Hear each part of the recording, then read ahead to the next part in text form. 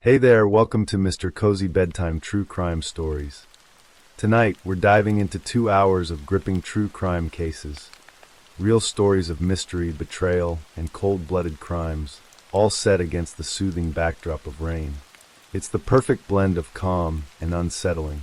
If these cases draw you in, tap that like button, share with your fellow true crime lovers, and subscribe to join our curious community. I'm always wondering, where are you tuning in from, and what time is it for you right now? Drop it in the comments below. Now settle in, and let's dig into the darkness. Story 1. The morning of November 10th, 2025, began like countless other mornings in the quiet neighborhood on New Oak Lane in Huntersville, North Carolina. The houses sat tucked among mature trees in a comfortable suburb just north of Charlotte, where families raised children and couples settled into the rhythms of middle age. Inside one of these homes, 54-year-old Susan Michelle Perry and her 58-year-old husband Robert Joe Perry were about to have a confrontation that would end in death. The couple had been married for years, sharing a life that from the outside appeared stable and ordinary. Joe worked, Susan managed their home, and they existed in the kind of comfortable routine that defines many long marriages.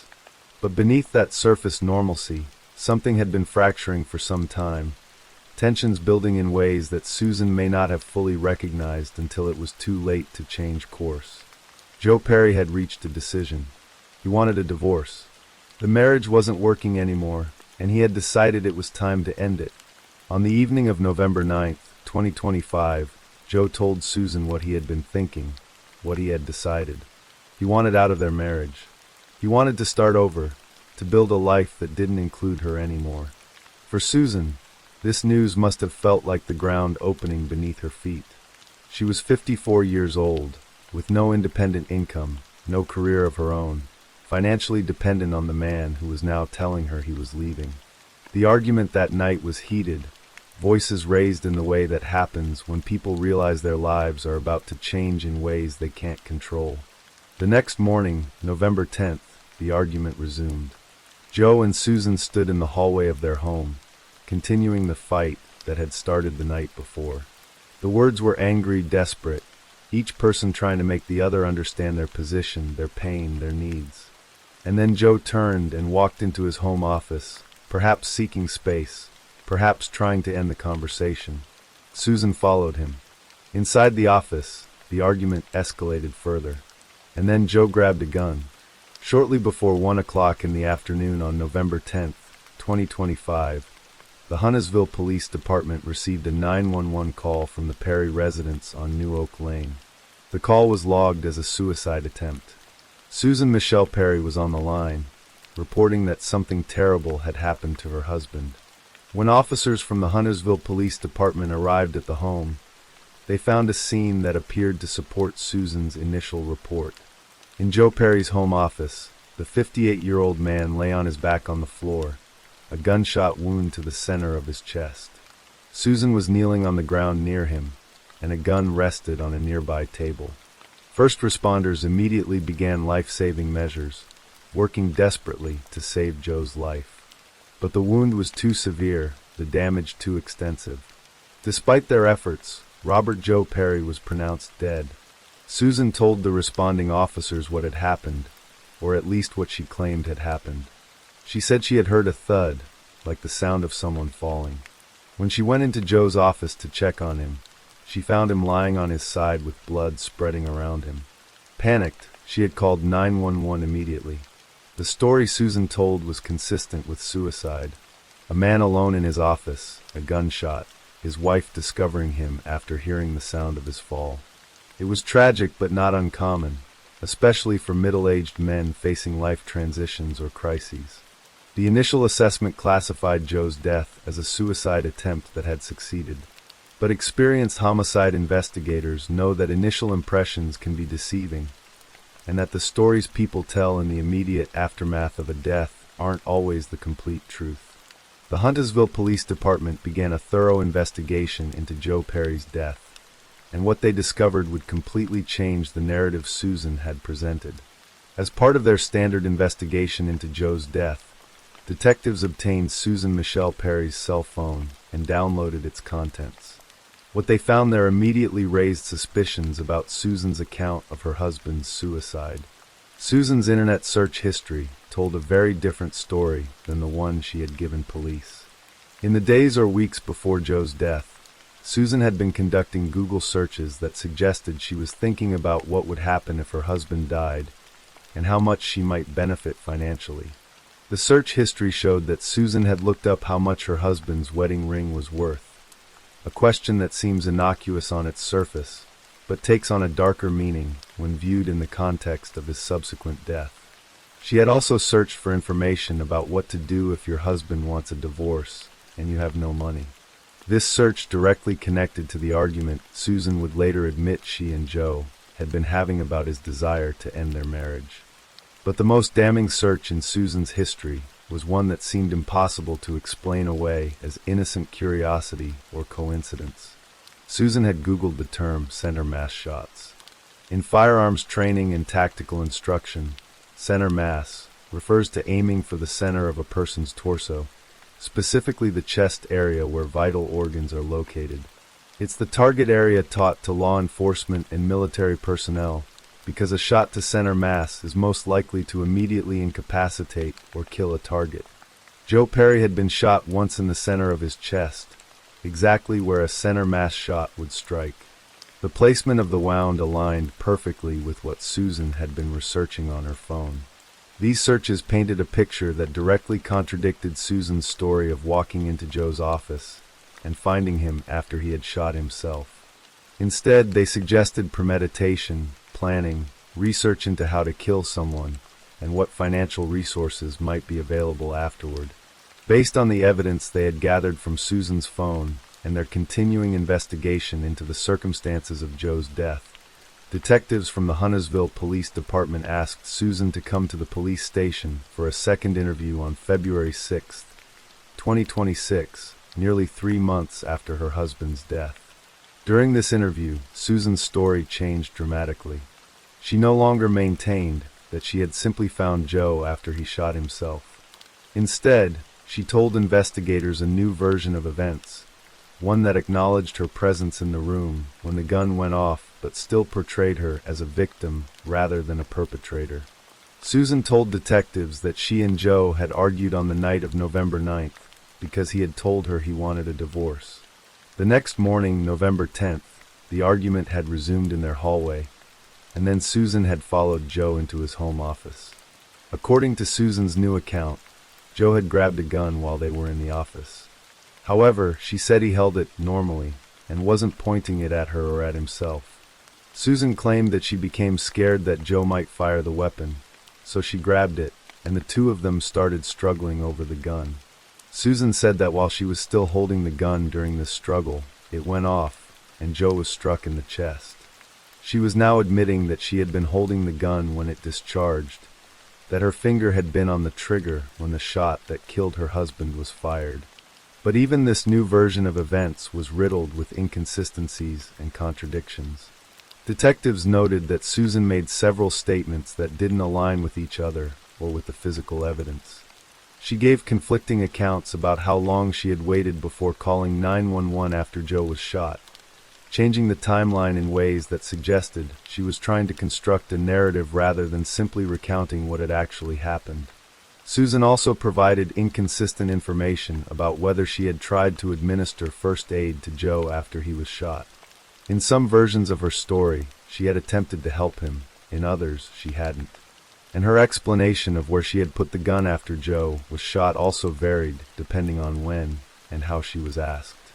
The medical examiner's report provided crucial information that helped investigators understand what had really happened in Joe Perry's office on November 10, 2025. The autopsy determined that Joe had been shot at close range, with the gun positioned near his body when it was fired.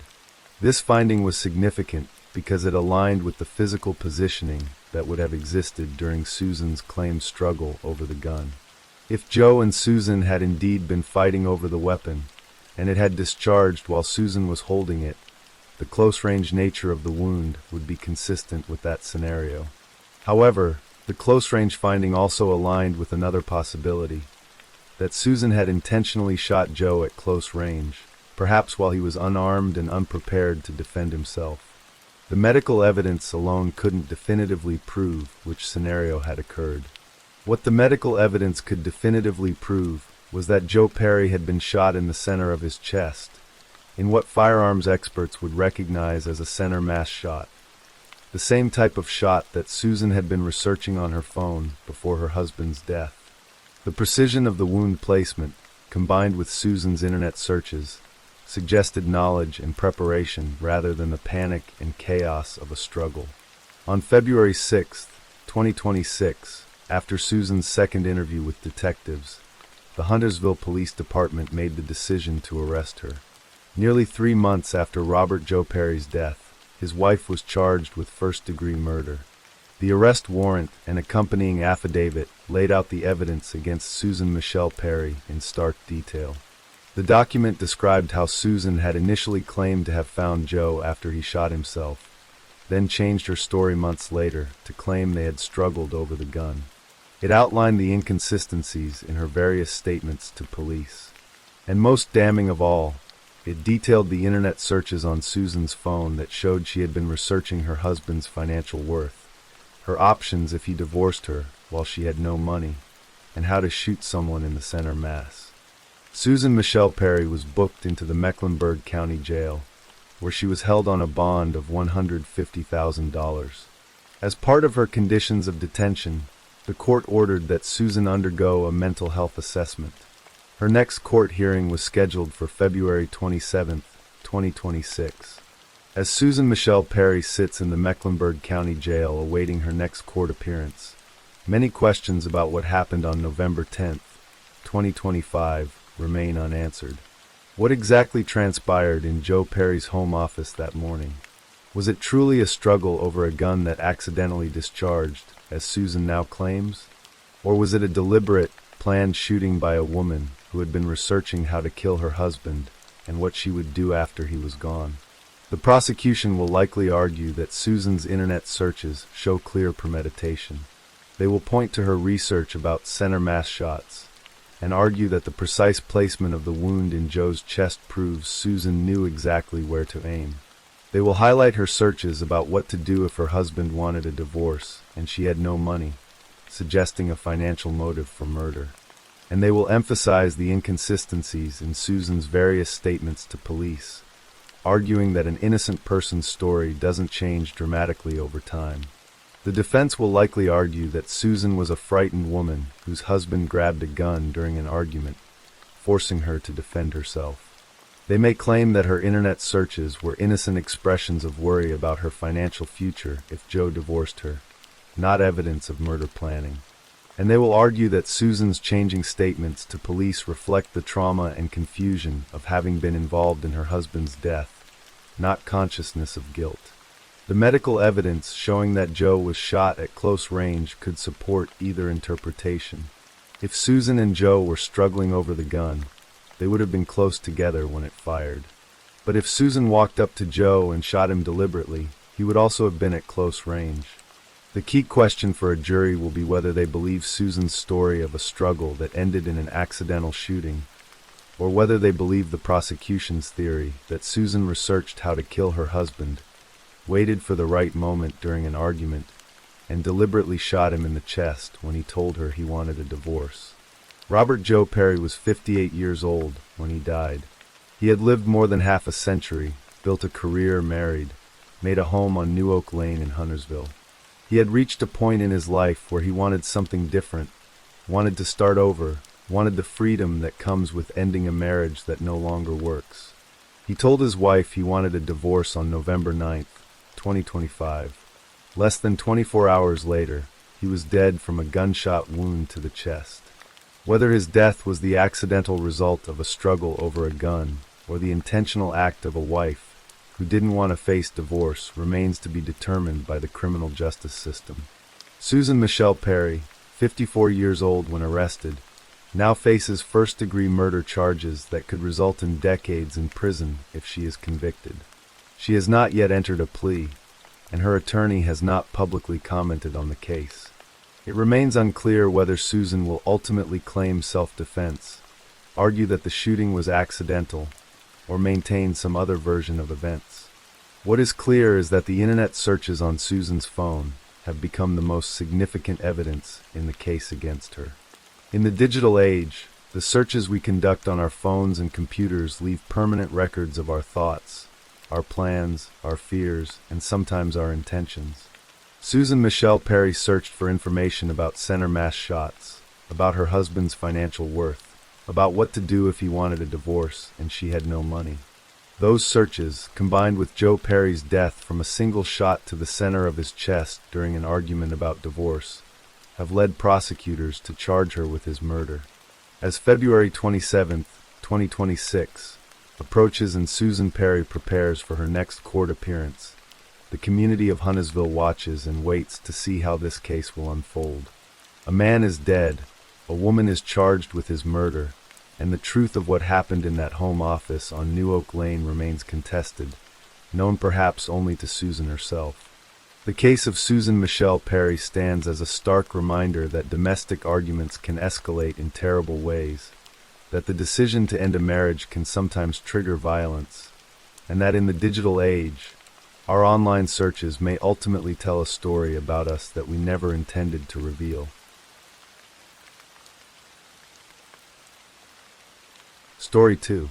The summer heat had not yet fully surrendered to autumn on that late August night in 2014, when Christina Morris decided to drive from Fort Worth back to her old hometown of Plano, Texas.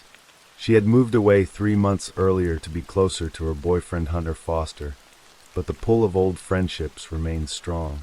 When her friends invited her to come out for a night of catching up before Labor Day weekend drew to a close, Christina did not hesitate. At 23 years old, Christina carried herself with the kind of confidence that came from knowing who she was. Her blonde hair framed a face that lit up easily with laughter, and she had a way of making everyone around her feel included and valued. She was petite but spirited, the kind of person who could walk into a room and immediately lift the mood. Those who knew her spoke of her warmth, her loyalty, and the infectious energy she brought to any gathering. On that particular Friday evening, she was looking forward to spending time with people she had grown up with, people who knew her history and shared her memories. The plan was simple and familiar. Meet up with friends at an apartment in the Shops at Legacy, an upscale shopping and restaurant complex in Plano where many young professionals lived and socialized.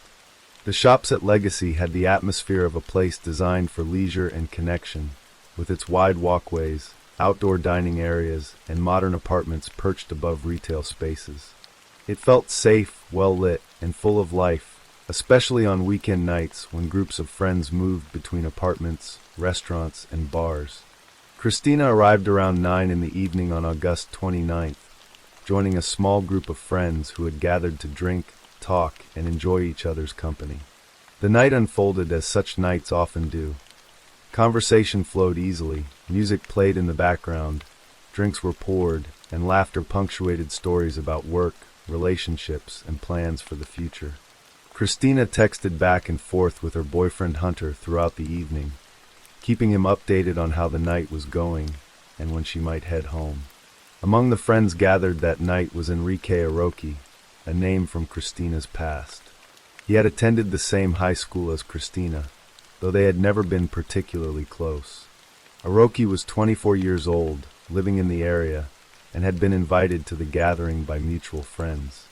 He and Christina were acquaintances rather than close friends, the kind of people who recognized each other and could exchange pleasantries, but did not share deep connections or frequent contact. As the hours slipped past midnight and into the early morning of August 30th, the group gradually began to thin. People decided it was time to head home, to get some sleep before the holiday weekend continued. Christina received a text from Hunter, and she told her friends it was time for her to leave as well. Her car, a Toyota Celica, was parked in the parking garage attached to the Shops at Legacy, and she prepared to make the drive back to Fort Worth. Aroki was also getting ready to leave, and when he learned that Christina was heading to her car, he offered to walk with her. It was a gesture that seemed courteous on the surface. The parking garage could be quiet and isolated in the early morning hours, and walking together seemed safer than walking alone. Christina's friends thought little of it. Aroki's car was parked in the same garage, and the two were headed in the same direction. At approximately 3:55 in the morning, surveillance cameras captured the two of them entering the parking garage together. The footage showed Christina wearing a distinctive black hat, a skirt, and sandals, her figure small and recognizable as she walked beside Aroki, who was dressed in a black long-sleeved shirt and dark pants. They moved through the camera's field of view, heading deeper into the structure where rows of parked cars sat silent in the dim lighting. The parking garage was quiet at that hour, with most of the complex's residents and visitors already home or long gone. 3 minutes later, at 3:58 in the morning, surveillance cameras captured Aroki's vehicle leaving the parking garage. He drove away into the night, the taillights of his car disappearing as he headed toward his own home.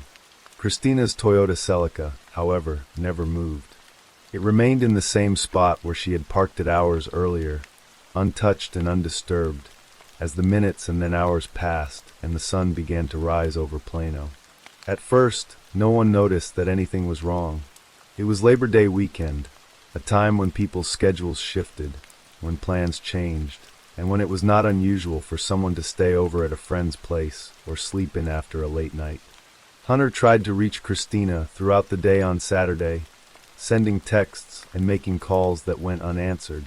At first he assumed she was sleeping, recovering from the late night. But as the hours stretched on and Christina's phone remained silent, his concern began to grow. Christina's mother, Joni Hare, also tried to reach her daughter over the weekend. When calls went straight to voicemail and text messages were not returned, a cold unease settled in. Christina was responsible and communicative. She did not simply disappear without explanation. By Sunday, the unease had turned into alarm. Joni and other family members began calling Christina's friends, asking if anyone had seen or heard from her. The responses only deepened their worry. No one had seen Christina since she left the gathering early Saturday morning. On Tuesday, September 2nd, 2014, 3 days after Christina was last seen, her family contacted the Plano Police Department to report her missing. Officers responded immediately, recognizing the seriousness of the situation. A young woman who had been out with friends and was supposed to drive home had simply vanished, leaving her car behind and her phone inactive. There were no signs of a voluntary disappearance. Christina had not withdrawn money from her bank account, had not posted on social media, and had not contacted anyone. Everything about the case suggested that something had gone terribly wrong. Investigators began by reviewing the surveillance footage from the shops at Legacy. The cameras had captured Christina and Aroki entering the parking garage together, and they had captured Aroki leaving alone just minutes later. Christina, however, was never seen exiting the garage. Her car remained in its parking spot, locked and undamaged. The implication was clear. Something had happened to Christina inside that parking garage, and Enrique Aroki was the last person known to have been with her. Detectives brought Aroki in for questioning. He told them a straightforward story. He and Christina had walked into the parking garage together, but they had separated once inside. He said he had gone to his own car and driven home, and that was the last time he had seen her. He suggested that perhaps Christina had encountered someone else in the garage, or that she had decided to leave with someone else. His tone was cooperative, his manner calm, and his explanation plausible on the surface. Yet as detectives dug deeper, inconsistencies began to emerge. They examined cell phone records, tracing the pings that Christina's phone had sent to nearby cell towers in the hours after she disappeared. Those pings told a story that contradicted Aroki's account. Instead of showing that Christina and Aroki had separated in the parking garage, the data indicated that Christina's phone had traveled with Aroki's phone, moving away from the shops at Legacy and heading north, in the direction of Aroki's home. The phones remained in close proximity for a period of time before Christina's phone went silent, as if it had been turned off or destroyed. Investigators obtained a warrant to search Orochi's vehicle, a Chevrolet Camaro. What they found was damning. Inside the trunk of the car, forensic technicians discovered DNA that matched Christina Morris. It was not a stray hair or an easily explained transfer. It was evidence that indicated Christina had been in the trunk of Orochi's car. The discovery changed the trajectory of the investigation. Christina's presence in Orochi's trunk could not be explained away by innocent contact or casual interaction. It suggested that she had been taken against her will, that she had been placed in a confined space where a person would only be if they were being transported without their consent. The evidence pointed toward abduction, and possibly something far worse. Detectives also searched Orochi's home and examined his trash. Among the discarded items, they found a handwritten list that included references to getting rid of evidence. The black shirt he had been wearing the night Christina disappeared, and text messages from his phone on August 29th and 30th. The list suggested a deliberate effort to destroy or conceal anything that might link him to Christina's disappearance. Friends who had been at the gathering that night were interviewed, and they provided additional context. Several people mentioned that Orochi had seemed interested in Christina, that he had displayed what they described as romantic feelings toward her. Those feelings, however, had not been reciprocated. Christina was in a committed relationship with Hunter, and she had not shown any interest in pursuing anything with Orochi. One witness recalled that Orochi had seemed angry or agitated when he left with Christina, a detail that added another layer to the picture investigators were building. On December 13, 2014, more than 3 months after Christina disappeared, Plano police arrested Enrique Orochi and charged him with aggravated kidnapping. It was a significant step, but it also highlighted a painful reality. Christina's body had not been found. Without a body, without a crime scene that definitively showed what had happened to her, the case would rest heavily on circumstantial and forensic evidence. For Christina's family, the arrest brought a mixture of relief and anguish. They believed that Orochi knew what had happened to their daughter, that he held the key to bringing her home. Every week, during jail visitation hours, family members stood outside the facility, hoping that Orochi's parents would hear their pleas and convince their son to tell the truth. But Orochi remained silent, maintaining his story that he and Christina had parted ways in the parking garage, and that he had no knowledge of what had happened to her after that. The case went to trial in September 2016, nearly 2 years after Christina vanished. The Collin County courtroom was filled with family members, friends, reporters, and members of the community who had followed the case closely. The prosecution laid out the timeline of that night, using surveillance footage, cell phone records, and DNA evidence to build their argument. They showed jurors the video of Christina and Orochi entering the parking garage, and the video of Orochi leaving alone. They presented the cell tower data that placed Christina's phone traveling with Orochi's, and they presented the forensic evidence, Christina's DNA in the trunk of Orochi's car. The defense attempted to counter each piece of evidence, arguing that cell tower pings were unreliable and could not definitively place two phones together. They suggested that Christina's DNA could have been transferred to the trunk through secondary contact, that it could have been contaminated in numerous ways. They floated alternative theories, suggesting that perhaps someone else had been involved, that perhaps there was more to the story than what the prosecution was presenting. Forensic experts took the stand to explain the science behind the DNA evidence, detailing how the samples were collected, tested, and analyzed. The probability that the DNA belonged to someone other than Christina Morris was infinitesimally small, experts testified. The evidence was solid, and it pointed unambiguously to Christina having been in the trunk of Orochi's vehicle. After more than 17 hours of deliberation, the jury reached a verdict. On September 20th, 2016, they found Enrique Orochi guilty of aggravated kidnapping. The courtroom was filled with emotion as the verdict was read. The judge had instructed those present to remain silent and respectful, to avoid outbursts regardless of the outcome. As the words guilty were spoken, some family members wept quietly, others sat motionless, absorbing the moment. Enoch was sentenced to life in prison, with eligibility for parole beginning in 2044, nearly 3 decades away. The conviction was groundbreaking in its own way. Prosecutor Zeke Fortenberry noted that it was one of the first cases in which someone had been convicted of aggravated kidnapping without a body or a definitively identified crime scene. The evidence had been strong enough to prove beyond a reasonable doubt that Christina Morris had been taken against her will, even though no one knew for certain where she had been taken or what had ultimately happened to her. Yet the conviction, while significant, did not bring the closure that Christina's family desperately sought. They still did not know where their daughter was. They could not hold a funeral, could not visit a grave, could not complete the painful rituals that help the living begin to heal. Every Saturday, Joni Hare, Mark Morris, and a dedicated group of volunteers met to search for Christina. They combed through fields, wooded areas, and rural stretches of land in North Texas, hoping that they might find some trace of her. The searches continued through 2015, 2016, and into 2017. The volunteers developed a bond forged by shared purpose and shared grief. They carried hope with them even as the months turned into years, even as the likelihood of finding Christina alive faded into the recognition that they were searching for her remains.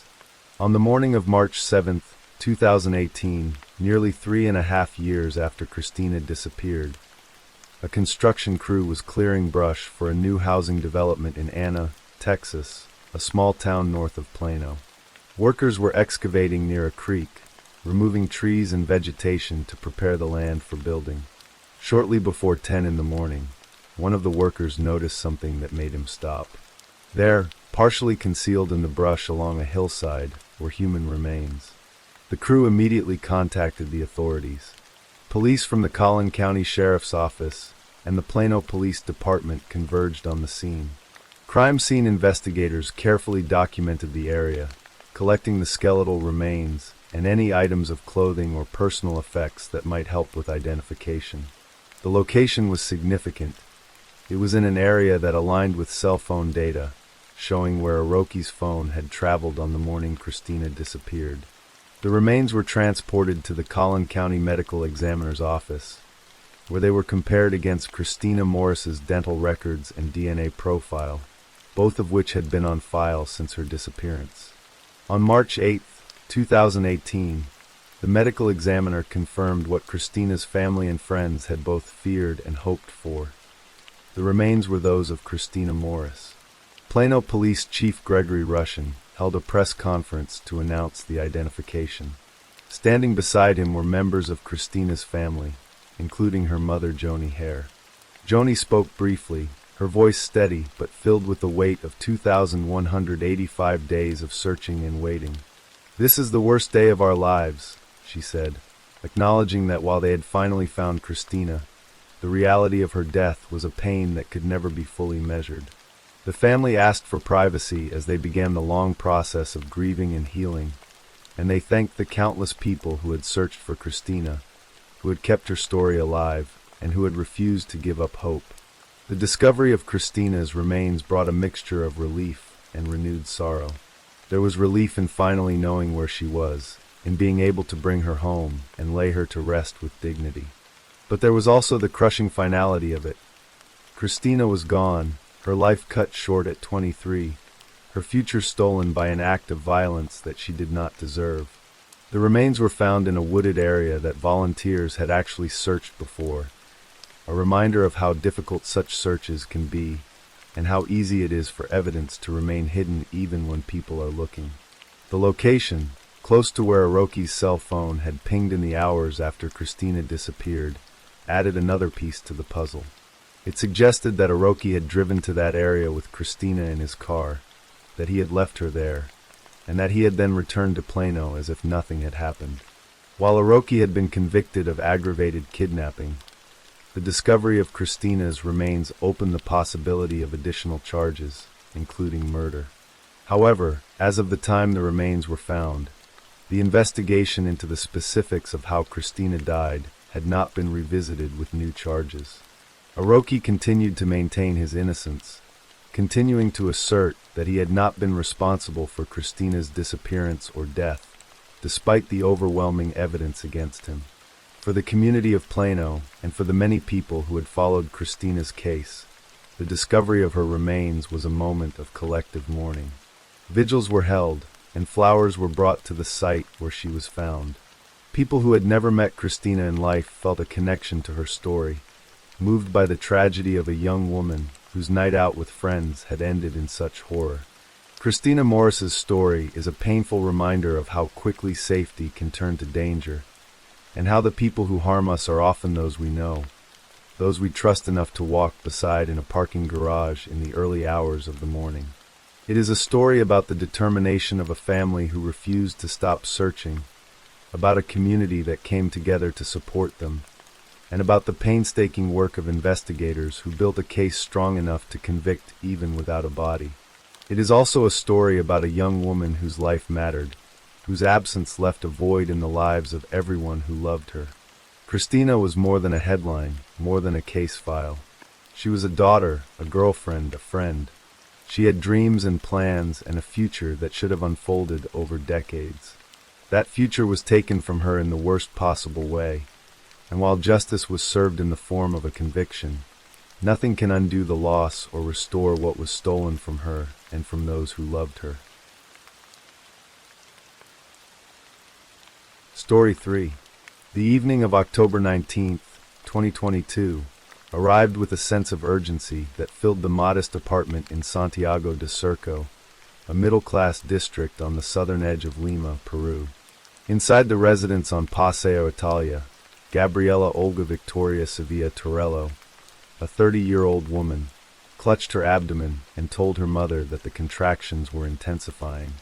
The water had broken, she said, and the time had come to meet her daughter, whom she had already named Martina.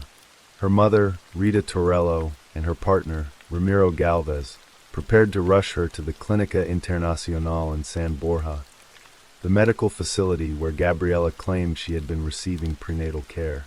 But then, inexplicably, Gabriela insisted she would go alone. Around 7 o'clock in the evening, Gabriela walked out into the street to hail a taxi.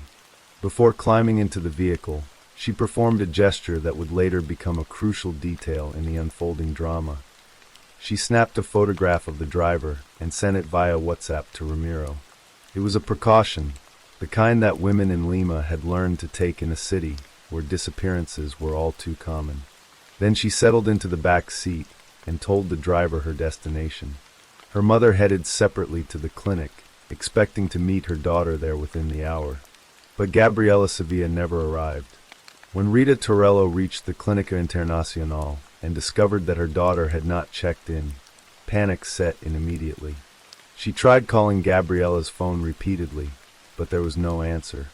By 11 o'clock that night, Rita returned to the apartment in Surco with a growing sense of dread. Inside, she found what appeared to be confirmation of her worst fears. The floor was wet, as though amniotic fluid had pooled there. "We came back around 11 at night, and upstairs was wet. The liquid had fallen," Rita would later tell. The family filed a missing person report with the National Police of Peru, and by the morning of October 20th, Gabriela Sevilla's face was everywhere. Her photograph circulated across television news programs, radio broadcasts, and social media platforms. The story gripped the nation. A heavily pregnant woman on the verge of giving birth had vanished after boarding a taxi, leaving behind only a photograph of the driver and the chilling silence of an unanswered phone. The Ministry of Women and Vulnerable Populations became involved, as did the Ministry of the Interior. In a country where nearly 7,800 women had been reported missing in just the first 8 months of 2022, the urgency was palpable. For more than 30 hours, Peru held its breath. Volunteers shared Gabriela's image online, urging anyone with information to come forward. News anchors speculated about human trafficking rings that targeted pregnant women, a horrifying possibility that had been documented in other parts of Latin America. The nation's collective anxiety focused on a single question: where was Gabriela Sevilla, and where was her baby? At 4:55 in the morning on Friday, October 21st, The national police announced that Gabriella had been found. She had appeared in Villa Maria del Triunfo, a district adjacent to Surco, walking disoriented through the pre-dawn darkness. She arrived at the home of a relative, her face and body bearing what appeared to be signs of physical trauma, her words barely coherent. But there was one devastating detail that sent shockwaves through the country. Martina was not with her. Gabriella's father drove her to the Hospital Milita in Jesus Maria, where she was immediately examined by medical staff.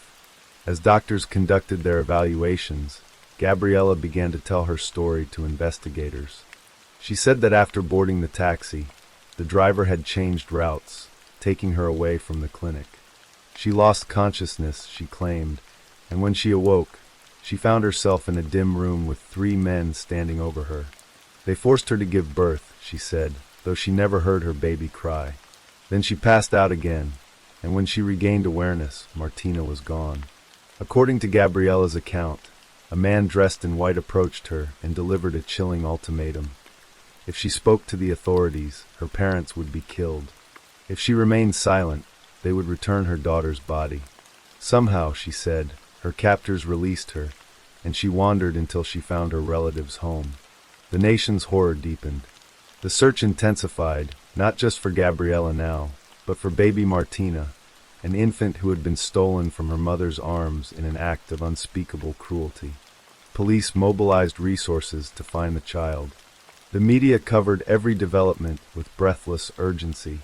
And then, at 10:15 in the morning on that same Friday, Minister of the Interior Willy Huerta made an announcement that would transform the entire case. Gabriella Sevilla, he said, had never been pregnant.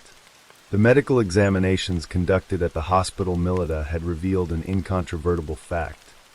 Gabriella showed no clinical signs of gestation, no evidence of recent or past childbirth. Her uterus bore no traces of having carried a baby. The injuries she displayed were superficial and recent, but there were no signs that she had been drugged or subjected to the violence she described. The public prosecutor's office confirmed the findings. The young woman reported as missing does not present clinical signs of gestation, recent or old childbirth, although she does show recent traumatic body injuries. The revelation sent Peru reeling. If Gabriella had never been pregnant, then Martina did not exist. And if Martina did not exist, then what had happened during those 36 hours when the entire country had been searching for a missing mother and baby? That Friday afternoon, Gabriella left the Hospital Milita wrapped in blankets, surrounded by journalists and cameras. Her face was strained, her voice breaking as she insisted that she had been pregnant, that she had proof. "I have records of her heartbeats and ultrasounds," she told reporters. "How can they tell me it's not true?" She spoke of the pain of seeing her daughter's empty nursery, of the injustice of being doubted when she was the victim. She vowed to find Martina herself. But even as Gabriella spoke, investigators were uncovering a trail of deception that stretched back months. The key to understanding what had truly transpired lay with Ramiro Galvez, Gabriella's 36-year-old partner. The two had met in 2020 through the dating app Tinder, and Ramiro's family had initially found Gabriella to be charming and likable. They had formalized their relationship in 2021, but by the end of that year, they had separated. Then, several months later in 2022, Gabriella reappeared in Ramiro's life with unexpected news. She was pregnant with his child. Ramiro wanted to believe her. He made plans for the baby's arrival, purchased supplies, and prepared emotionally to become a father. But as the months passed, doubts began to creep in. Gabriella had told him the due date was late August 2022, but September arrived, then early October, with no signs of labor. She never showed him complete medical records, only a single gynecological report and a few ultrasound images. Growing increasingly suspicious, Ramiro decided to investigate. He contacted the Clínica Internacional in San Borja, the facility where Gabriella claimed to be receiving prenatal care. The records showed that while Gabriella had visited the clinic, none of her appointments had been related to pregnancy. She had received treatment for other medical issues, but there was no prenatal care documented. Then Ramiro took the gynecological report that Gabriela had provided and brought it to the doctor whose name appeared on the document. Dr. Aristoteles Logis examined the paper and immediately recognized that something was wrong. The document used his letterhead and appeared to bear his seal, but the registration number from the medical college was incorrect. "She falsified one of my documents," the doctor exclaimed. The code actually belonged to a specialist in aesthetic medicine, not to Dr. Logis. On the afternoon of October 18th, 2022, the day before Gabriela's disappearance, Ramiro confronted her with his findings. He showed her the evidence that the medical documents were forged, that the clinics had no record of prenatal visits. Gabriela broke down in tears. The conversation was tense and painful, filled with accusations and denials. The next day, October 19th, Gabriela sent Ramiro a WhatsApp message insisting she was telling the truth. She claimed her water had broken and sent him a photograph of a bloodied towel as proof. She told him to meet her at the clinic. Then she vanished. As investigators pieced together the timeline, a troubling picture emerged. Video footage from the hospital Milita showed Gabriela arriving in the early hours of October 21st, walking at a brisk pace alongside her mother, showing no signs of physical distress or difficulty moving. For someone who claimed to have just given birth under duress and been subjected to violence, her mobility seemed remarkable. Detectives from the Criminal Investigation Directorate interviewed everyone involved. Gabriela's mother, Rita, had been instrumental in organizing the search effort, holding vigils and pleading for Martina's safe return. But Rita had known about the confrontation between Gabriela and Ramiro the day before the disappearance. She had been aware of the doubts surrounding the pregnancy, yet she had said nothing to authorities when her daughter vanished. Perhaps most tellingly, Gabriela herself never filed a formal police report about the alleged kidnapping of baby Martina.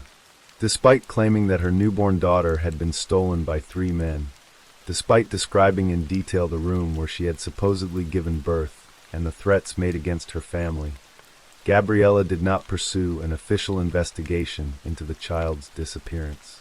Police confirmed that no such report existed. In the days following her reappearance, additional details surfaced that deepened the mystery.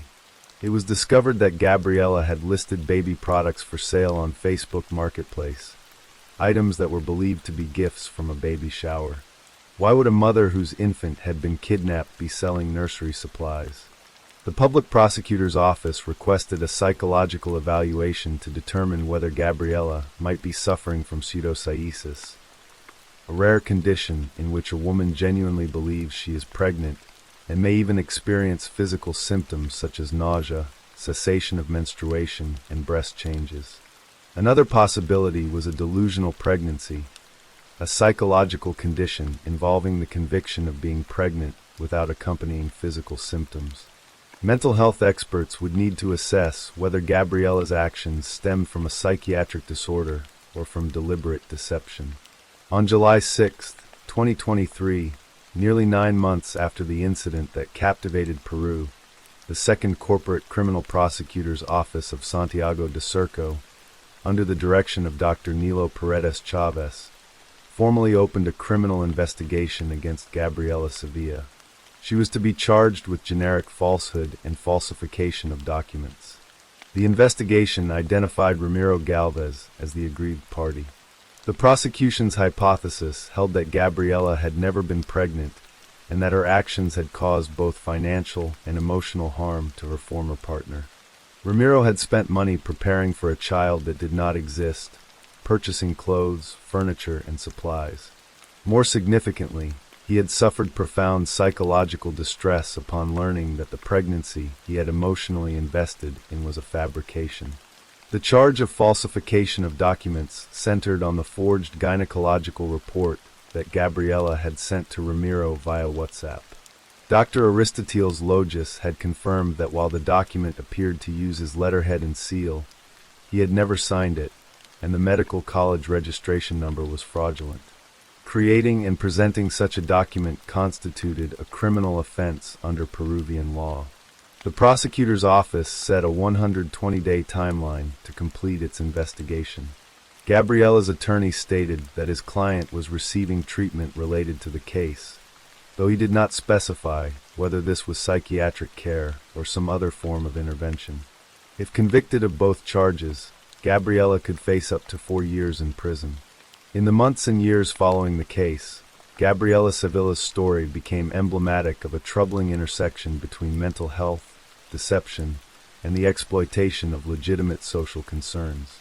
Peru's serious problem with violence against women and the disappearance of thousands of women each year had created an environment where Gabriela's initial claims were taken with urgent seriousness.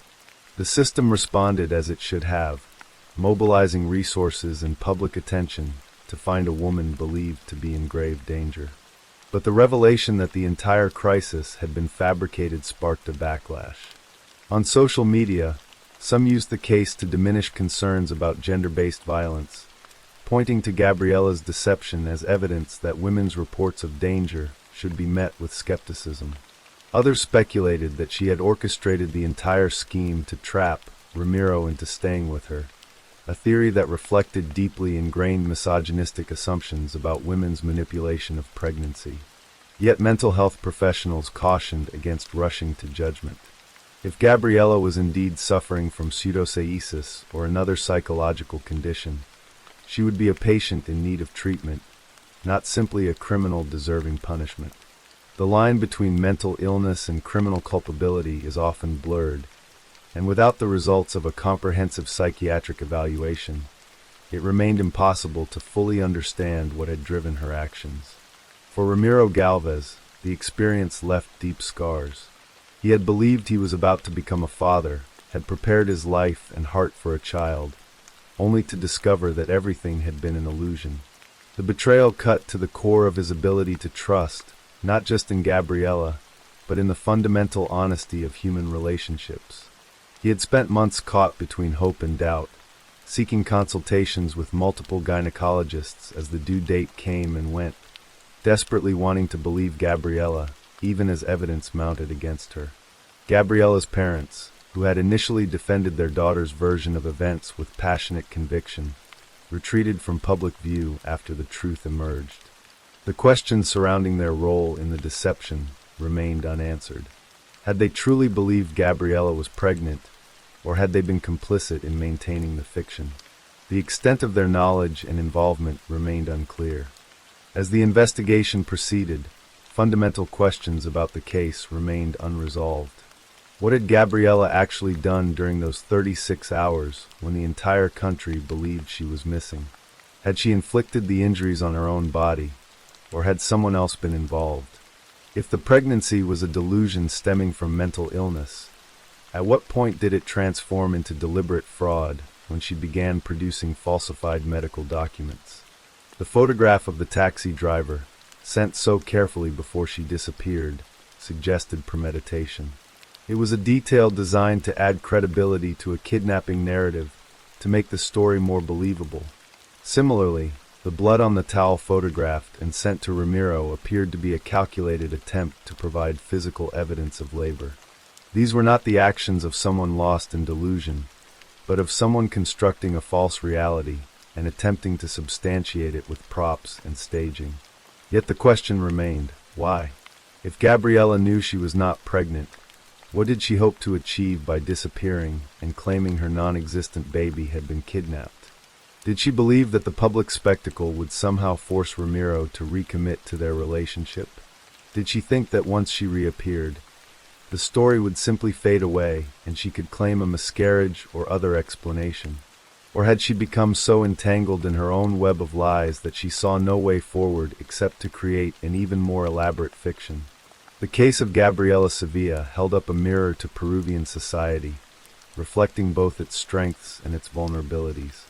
The immediate, massive response to her disappearance demonstrated a collective commitment to protecting women and finding the missing. Within hours, her image had reached millions, and both government institutions and ordinary citizens had mobilized to help.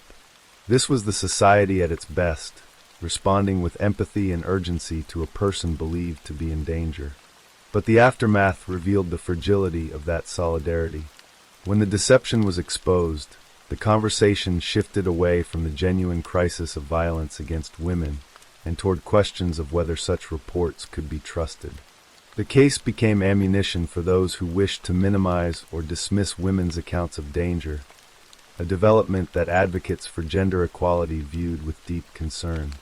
Mental health experts used the case to highlight the need for better understanding and treatment of psychological disorders related to pregnancy and reproduction.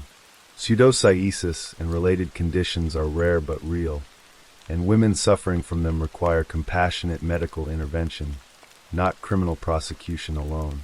The case raised questions about how the justice system should handle situations where mental illness and criminal behavior intersect. By early 2025, more than 2 years after the incident, questions about the final resolution of Gabriella's case persisted. Public interest had waned, and she had largely disappeared from media coverage. Whether she received psychiatric treatment, whether the criminal charges proceeded to trial, whether she was convicted or acquitted, these details remained obscure to the public that had once followed her story so intensely. What remained was the memory of those 36 hours when an entire nation held its breath, waiting for news of Gabriela Sevilla and baby Martina. It was a moment of collective anxiety and hope that ended not with relief, but with confusion and betrayal. The case served as a reminder that truth is often more complicated than it appears, that human psychology holds depths that defy easy explanation, and that the line between victim and perpetrator can sometimes blur in ways that challenge our understanding of justice, compassion, and accountability. Gabriela Sevilla's story, whether it was the product of mental illness or calculated deception, illuminated the profound power of a fabricated narrative to capture public attention and mobilize resources. It demonstrated how a single person's actions, driven by motives that may never be fully understood, could manipulate the emotions of millions and exploit genuine social concerns for personal ends. And it left behind a cautionary tale about the need to balance immediate, compassionate response to reports of danger with careful investigation of the facts, ensuring that neither skepticism nor credulity prevails at the expense of truth. Story 4. The afternoon sun hung high over Sarasota, Florida, on February 1st, 2004, casting the kind of bright winter light that made everything feel ordinary and safe. It was Super Bowl Sunday, and across the country, families were gathering in living rooms, preparing snacks, and anticipating the evening's big game between the New England Patriots and the Carolina Panthers. For 11-year-old Carly Jane Brucia, the day had been spent with a friend, enjoying the kind of carefree hours that define childhood. Now, as late afternoon approached, she was ready to head home to watch the game with her own family. Carly was a 6th grader with blonde hair that fell past her shoulders and a smile that lit up photographs. She was the kind of girl who loved spending time with friends, who laughed easily, and who had the sort of gentle spirit that made adults feel protective of her. Her mother, Susan Shorpen, and her stepfather, Steve Shorpen, were expecting her home. The walk from her friend's house to her own home was not long, and Carly had made similar trips before. She knew the neighborhood, knew the routes, and felt comfortable navigating the familiar streets of Sarasota. At around 6 o'clock in the evening, Carly said goodbye to her friend and began her walk home. She was wearing a yellow t-shirt with a design on the front, blue jeans, and white tennis shoes. She carried a few small items with her, and she walked with the unhurried pace of someone who had no reason to fear the world around her. The route she chose took her along streets lined with houses, businesses, and the occasional stretch of open parking lot. It was still daylight, and the streets were not entirely empty. To Carly, it must have seemed like any other walk home. But somewhere along that familiar route, Carly made a decision that would change everything. Whether it was to save time or simply because she knew the path well, she took a shortcut that led her through the parking lot of Evie's Car Wash, a small business located on Bee Ridge Road. The car wash sat on a corner, visible from the street, but also somewhat isolated, with a parking area that stretched behind the main building. It was the kind of place that people passed every day without giving it much thought, a mundane landmark in the fabric of the neighborhood. What Carly could not have known as she walked through that parking lot was that her movements were being watched. A man was there, his presence not immediately alarming in a public space where cars came and went throughout the day. He was not someone Carly recognized, not a neighbor or a friend's parent or anyone whose face she associated with safety. He was a stranger, and he had his own reasons for being there at that particular moment. The surveillance cameras mounted behind Evie's car wash were motion activated, designed to record activity in the parking area for security purposes. At approximately 6:21 in the evening, those cameras began recording. The footage they captured would become one of the most haunting and widely viewed pieces of evidence in a criminal case. A piece of video that would be broadcast across the nation and burned into the memory of everyone who saw it. The grainy black and white video showed Carly walking through the parking lot, her small figure moving from left to right across the screen. She appeared relaxed, unaware of any danger. Then, from the edge of the frame, a man entered the scene. He was dark-haired, dressed in dark clothing, and his arms were marked with visible tattoos. He walked toward Carly with what seemed like casual intent, as if he might simply pass by her. But at the last moment, he made a deliberate movement toward her. He reached out and grabbed her by the arm. The footage showed a brief interaction between the two. They appeared to exchange a few words, though no audio was recorded. Carly did not run or scream, at least not in a way that was visible on the silent video. The man held her arm firmly, and then he began to lead her away, out of the camera's view, toward the edge of the parking lot where other vehicles had been seen entering and leaving. Within moments, both of them disappeared from the frame. The entire encounter lasted less than a minute, but in that brief span of time, Carly Brucia's life was stolen from her. At home, Susan and Steve Shorpen began to worry when Carly did not arrive as expected. They knew the route she would take, and they knew how long it should take her to walk home. When the minutes stretched into an hour and Carly still had not appeared, their concern turned to alarm. Susan tried calling Carly's cell phone, but there was no answer. She contacted the friend's house where Carly had been, confirming that her daughter had left on time. By 7 o'clock, less than an hour after Carly should have arrived, Susan called the Sarasota Police Department to report her daughter missing. The police response was immediate. Officers understood that in cases involving missing children, every minute mattered. They began searching the route Carly would have taken, canvassing the area, knocking on doors, and asking residents if they had seen a young girl matching her description. Search dogs were brought in to try to track Carly's scent. The dogs led officers to the parking lot of Evie's car wash, where the trail abruptly stopped, as if Carly had vanished into thin air. Detectives spoke with the owner of the car wash, Mike Evanoff, asking if he had any surveillance footage from that evening. When Evanoff reviewed the tapes and saw what had been recorded, he immediately contacted the police. What they saw in that video confirmed their worst fears. Carly had not simply wandered off or gotten lost. She had been taken, abducted by a man whose face and actions were now captured on tape. The decision to release the surveillance footage to the public was made quickly. Law enforcement officials knew that someone somewhere might recognize the man in the video.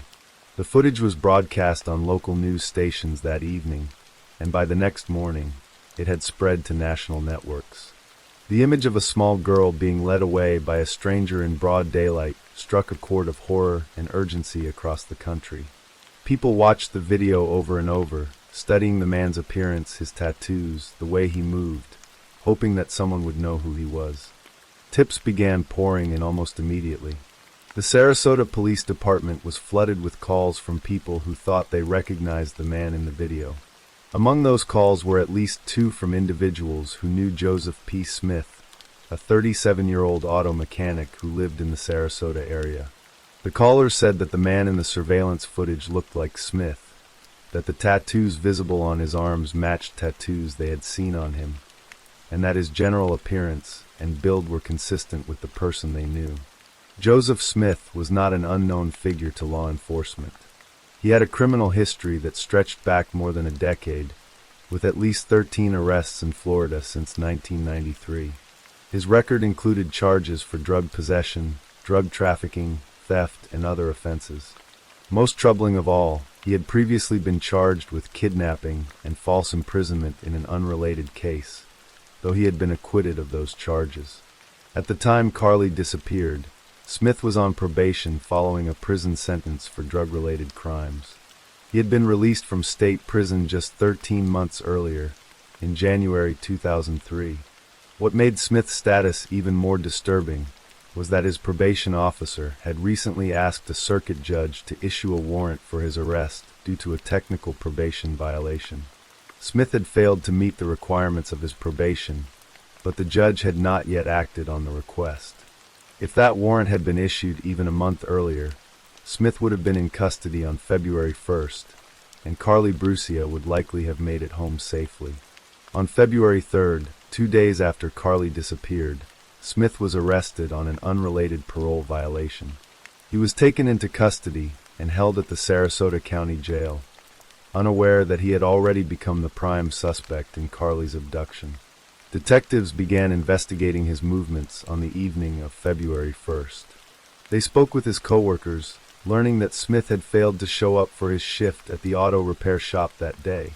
Coworkers described him as struggling with drug addiction and financial problems, and they confirmed that he had access to a vehicle, though his usual car had been out of commission due to transmission issues. Investigators reviewed the surveillance footage again, this time looking at the vehicles that had been captured on camera around the time of Carly's abduction. One vehicle stood out, a pale yellow 1992 Buick Century station wagon that had pulled into the car wash parking lot approximately 3 minutes before Carly was grabbed. The car had appeared briefly, as if the driver was surveying the area, before it drove back out onto the road and stopped directly in front of the car wash entrance. Detectives believed this vehicle might belong to the abductor, and they worked to trace its ownership. While police gathered evidence, Carly's family and the entire Sarasota community waited in anguish. Susan Shorpen made tearful public pleas for her daughter's safe return. Vigils were held, and volunteers organized searches, combing through wooded areas, empty lots, and any place where a child might be hidden. The footage of Carly being led away played repeatedly on television, a constant, painful reminder of how vulnerable she had been and how quickly a normal day had turned into a nightmare. On February 5th, for days after Carly disappeared, Joseph Smith received a visit from his older brother, John Smith, and their mother, Patricia Davis. The visit took place in the Sarasota County Jail, where Joseph was being held on the probation violation. John and Patricia had seen the surveillance footage on the news, and they had their suspicions about Joseph's involvement. During the jail visit, they confronted him directly, asking him if he was the man in the video. Joseph Smith, emotional and weeping, confessed to his brother and mother that he was the person seen on the surveillance tape.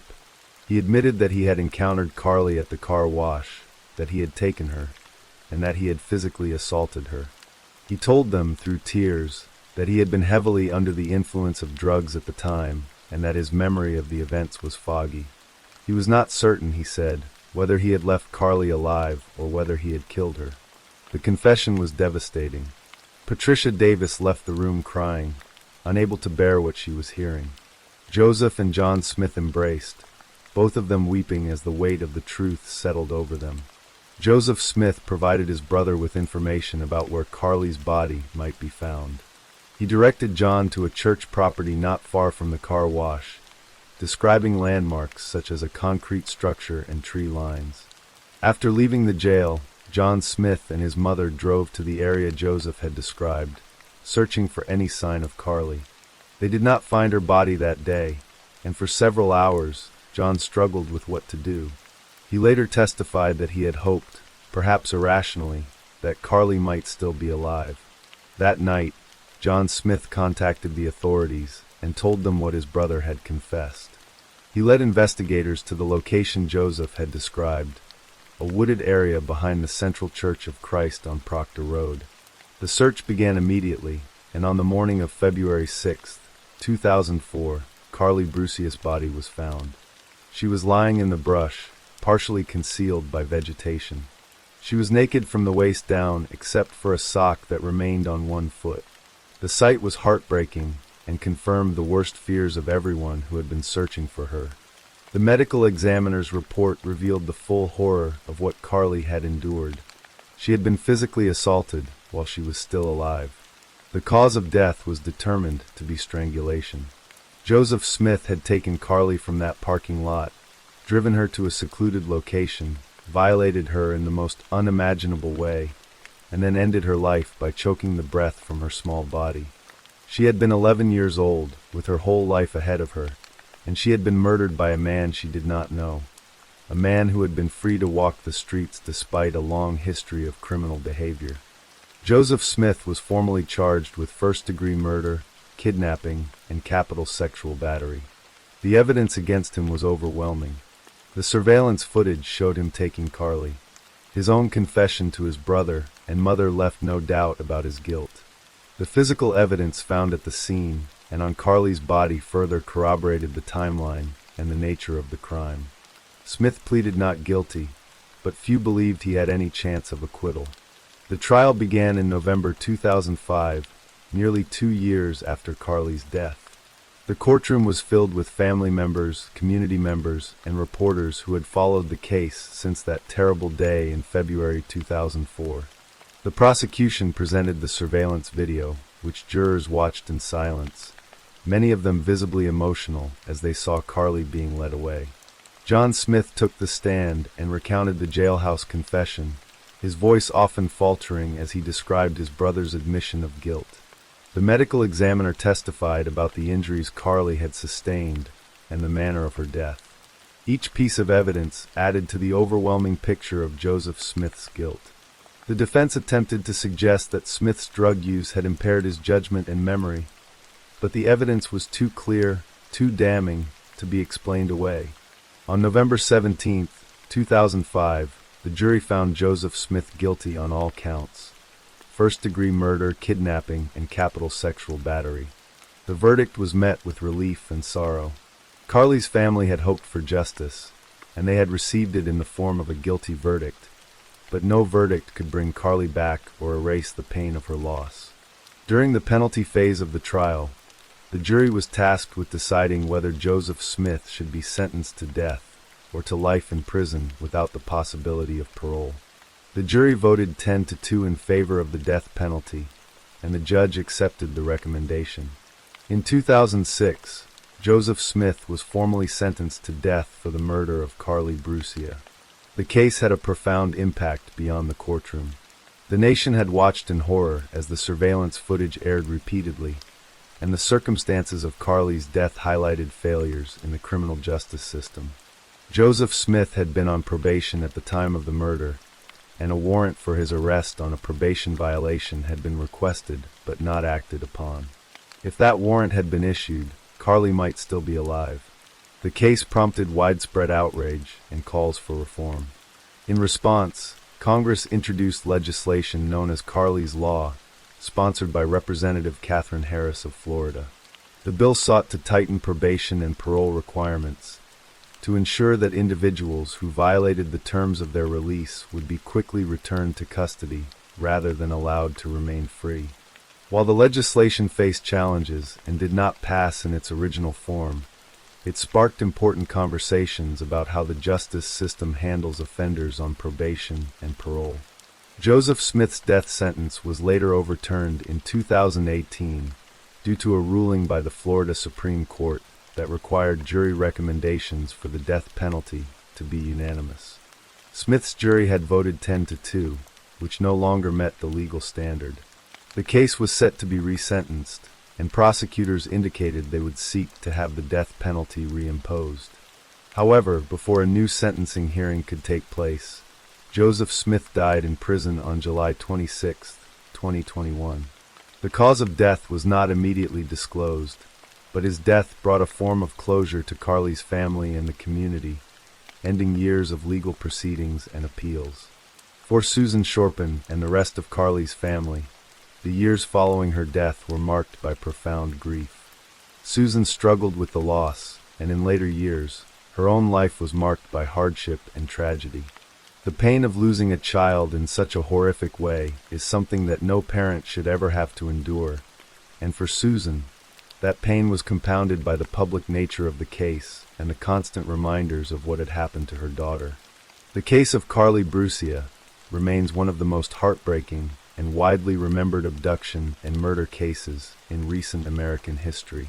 The surveillance footage of her being led away by Joseph Smith is an image that haunts anyone who has seen it, a stark reminder of how quickly innocence can be stolen and how vulnerable children are to those who mean them harm.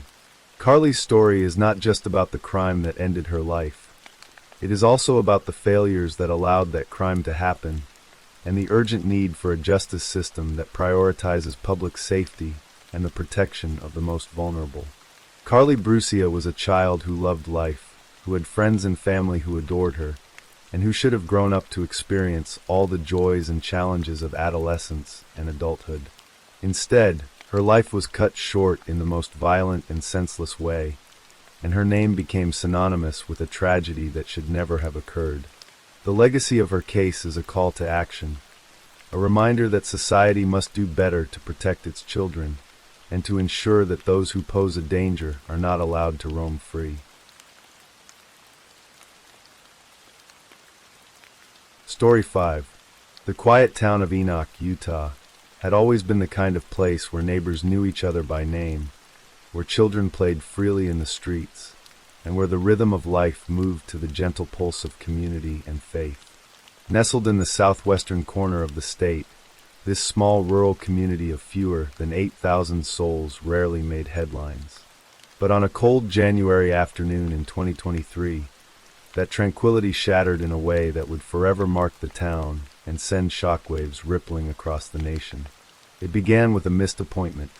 On the afternoon of January 4th, 2023, Tasha Haight, a 40-year-old mother of 5, failed to appear at a scheduled meeting. For those who knew her, this was immediately concerning. Tasha was reliable, organized, the kind of person who kept her commitments. When calls went unanswered and worry mounted, a family friend made the decision to check on the Haight household. What they found would haunt them forever. The friend arrived at the family's home in Enoch and noticed the door was open. Stepping inside, they encountered a scene of unimaginable horror. Throughout the house, in various bedrooms, lay the bodies of 8 people.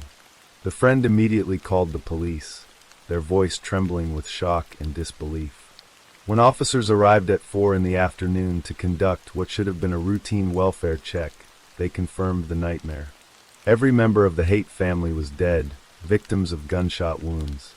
The victims were identified as 42-year-old Michael Haight, his wife Tasha, her 78-year-old mother Gail Earl, and the couple's 5 children, 17-year-old Macy, 12-year-old Briley, 7-year-old twins Ammon and Sienna, and 4-year-old Gavin. As investigators began piecing together the tragedy, the grim reality emerged. This was not a random act of violence or a home invasion gone wrong. Michael Haight had systematically shot each member of his family before turning the gun on himself. To the outside world, the Haight family had seemed unremarkable in the best possible way. Michael worked as an insurance agent, having recently left his position with Allstate Insurance in Cedar City to attempt starting his own independent agency.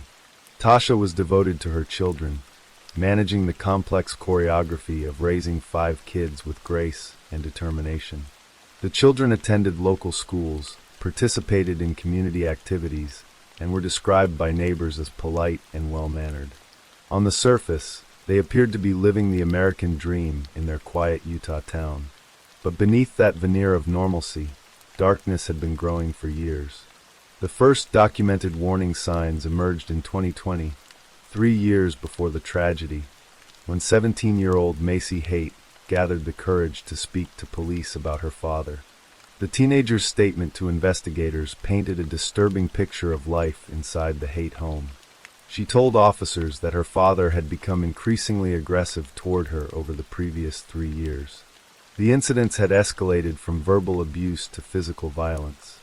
Macy described to police how her father had choked her during one terrifying encounter.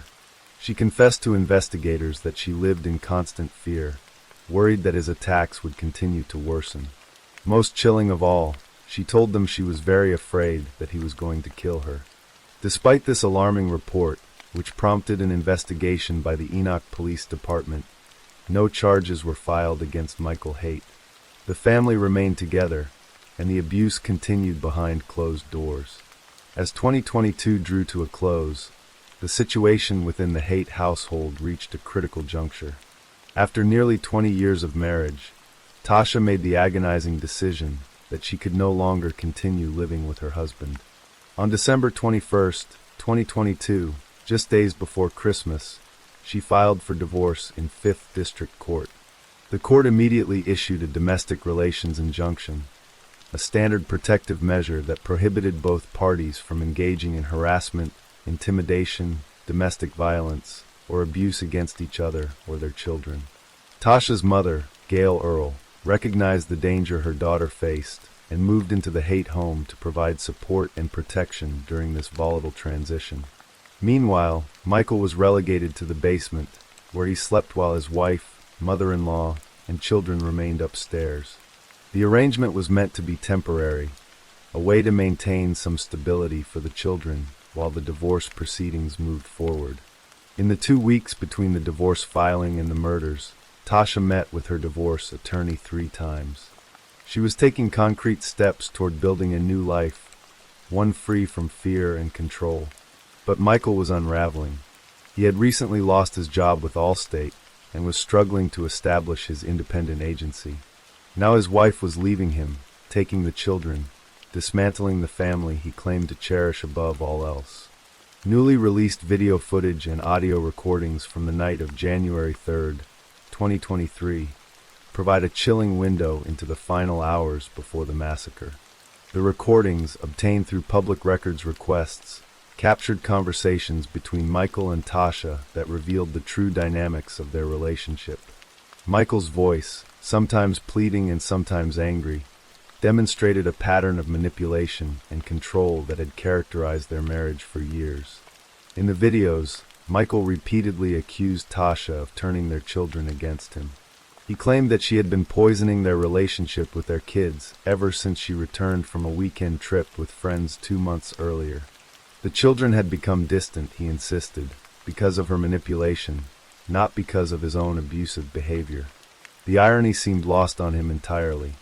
The conversations also exposed Michael's obsessive need to control the family's finances. Tasha confronted him about the restrictions he had placed on household spending, pointing out that despite his substantial income from Allstate, he had forced the family to live well below their means. She described how he had limited her to a budget of just $100 per person for Christmas gifts, then berated and belittled her over her spending, assuming she had exceeded the meager allowance he had imposed. At one point in the recordings, Michael appeared to cry as he pleaded with Tasha.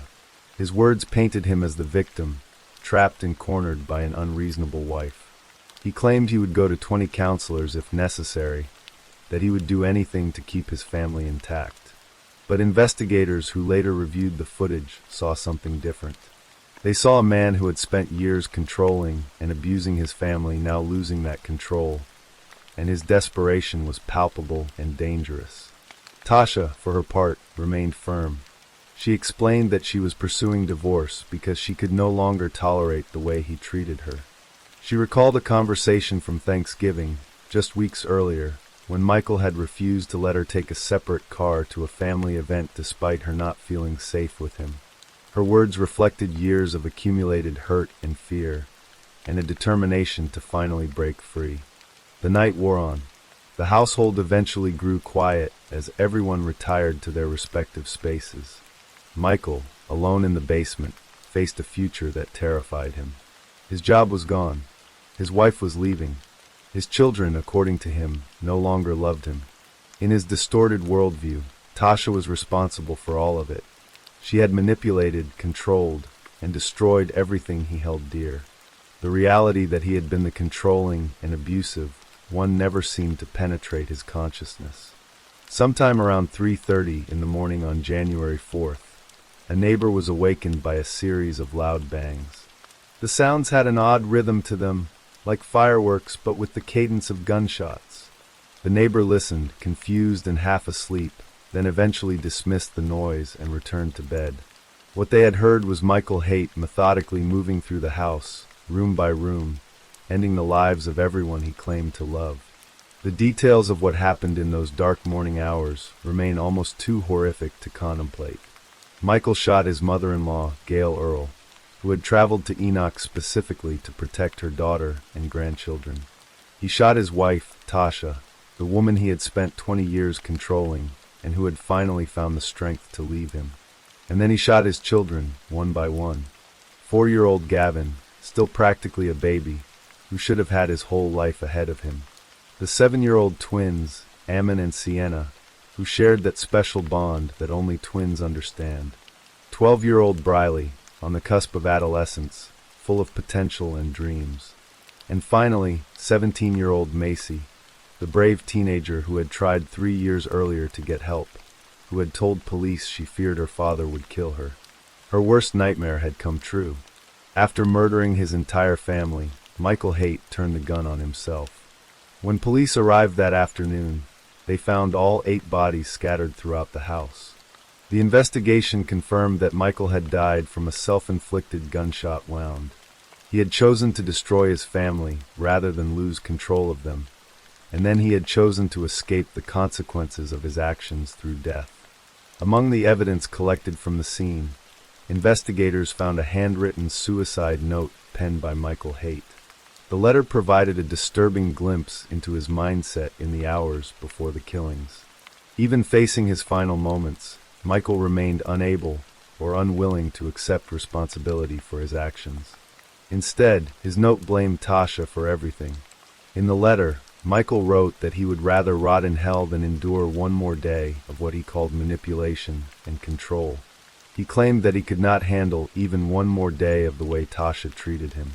He wrote that he and his family would not be a burden on society, a chilling statement that revealed his belief that he had the right to make life and death decisions for his wife and children. Most telling of all, he wrote that he had kept asking for help and that Tasha had refused to listen. The assertions in Michael's suicide note stood in stark contrast to the findings documented in the comprehensive 57-page police report. The investigation, which included interviews with family members, friends, neighbors, and a review of the couple's communications, painted an entirely different picture. The evidence overwhelmingly portrayed Michael as the controlling and abusive party, not his wife. His note was a final act of manipulation, an attempt to rewrite the narrative and cast himself as the victim, even as he committed an unspeakable act of violence against innocent people who could not defend themselves. The discovery of 8 bodies in a single home sent shockwaves through the tight-knit community of Enoch. Neighbors struggled to comprehend how such horror could occur in their quiet town. Many had known the family, had seen the children playing outside, had exchanged pleasantries with Michael and Tasha at community events. The realization that such darkness had existed just next door, hidden behind smiles and normalcy, left the community reeling.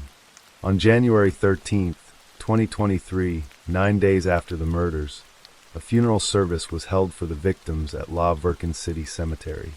All 7 members of the family who had been killed were buried together in a single service. Conspicuously absent from the ceremony was any mention of Michael Haight's name. He was given a separate, private funeral, an acknowledgement that while he had once been part of the family, his final actions had severed that bond irrevocably. In a statement released after the funeral, members of Tasha and Gail's extended family expressed their grief and also their forgiveness. They stated that despite the horror Michael had inflicted, they held no ill will toward the Haight side of the family. It was a remarkably gracious gesture in the face of unimaginable loss, a testament to the strength and character of those left behind to mourn. The tragedy also prompted broader conversations about domestic violence, warning signs, and the systems designed to protect victims. The fact that Macy Haight had reported her father's abuse to police 3 years before the murders, that an investigation had been conducted, and yet no meaningful intervention had occurred, raised painful questions. Could this tragedy have been prevented? Were there opportunities to step in and protect this family that were missed or ignored?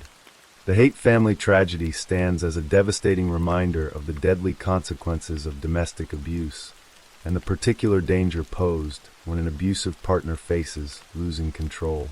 Statistics show that the most dangerous time for victims of domestic violence is when they attempt to leave the relationship, precisely the situation Tasha found herself in during those final weeks of her life. Michael Haight's actions followed a pattern seen in other cases of familicide, where an abuser, unable to accept the dissolution of his family unit and the loss of his authority, chooses to destroy that family entirely rather than let it exist without him. The video footage from the night before the murders captured Michael claiming that he wanted his family more than anything, that he would do whatever it took to keep them together. But his words revealed a fundamental misunderstanding of what family actually means. He did not see his wife and children as autonomous individuals with their own rights, needs, and desires. Instead, he viewed them as extensions of himself, possessions he controlled. When that control was threatened, when Tasha asserted her independence by filing for divorce, his response was not to respect her choice, but to ensure that if he could not have his family, no one could. The case also highlights the insidious nature of coercive control in relationships. Michael's abuse was not limited to physical violence, though that was certainly present, as Macy's report to police made clear. He also exercised financial control, limiting what his family could spend while earning a substantial income. He isolated Tasha from support systems and made her feel responsible for the problems in their relationship. He manipulated the narrative, painting himself as the victim and his wife as the aggressor. This kind of psychological abuse can be just as damaging as physical violence, and it often goes unrecognized by those outside the relationship. The reaction of the community, filled with shock and grief, also revealed a common dynamic in cases like this. Many neighbors expressed disbelief, stating that they had never seen signs of trouble, that the family had seemed normal and happy. This disconnect between the public facade and the private reality is typical in abusive relationships. Abusers often present themselves as charming and likable to the outside world, while reserving their cruelty for behind closed doors. The isolation victims feel is compounded by the knowledge that no one would believe them if they spoke up, because the abuser seems so normal, so nice, so much like a good family man. In the case of the Haight family, there were people who knew. Macy had told police about the abuse. Family members were aware enough of the danger that Gail Earl moved into the home to protect her daughter.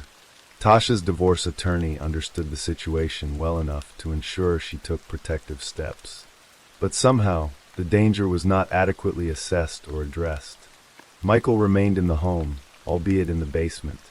The systems designed to protect victims did not prevent this tragedy, and that failure weighs heavily on everyone involved.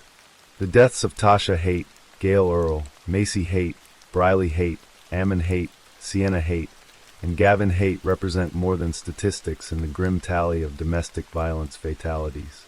They were individuals with hopes, dreams, personalities, and potential. Tasha was a devoted mother, working to build a safer future for herself and her children. Gail was a grandmother willing to put herself in harm's way to protect her family. Macy was a brave young woman on the verge of adulthood who had tried to get help years before. Briley, Ammon, Sienna, and Gavin were children who should have grown up, gone to college, fallen in love, built careers, and had families of their own. The quiet town of Enoch will forever carry the weight of January 4th, 2023. The house where the murders occurred stands as a reminder of what was lost, of the 8 lives that ended too soon and too violently. Community members continue to grapple with how to remember the victims while processing the horror of how they died. Neighbors who heard those shots in the early morning darkness live with the knowledge of what those sounds really were. And across the country, the story of the Haight family serves as a tragic illustration of why domestic violence must be taken seriously, why warning signs must be heeded, and why victims need robust support and protection when they make the courageous decision to leave. The case also serves as a call to action for better identification and intervention in cases of domestic abuse, particularly when children are involved. The systems meant to protect vulnerable individuals failed the Haight family. Learning from that failure, improving response protocols, increasing resources for victims, and educating the public about the realities of domestic violence can help ensure that other families do not meet the same fate. In the end, the Haight family murder-suicide is a story about control, about abuse, about a man who valued his authority over his family more than he valued their lives or his own. It is about a woman who found the strength to leave a dangerous situation, but did not have enough time to escape. It is about children who deserve protection and did not receive it. And it is about a community forever changed by an act of violence that shattered the illusion that such horrors only happen somewhere else, to someone else. The names of Tasha, Gail, Macy, Briley, Ammon, Sienna, and Gavin deserve to be remembered not only for how they died, but for how they lived, and for the futures that were stolen from them on that cold January morning in Enoch, Utah.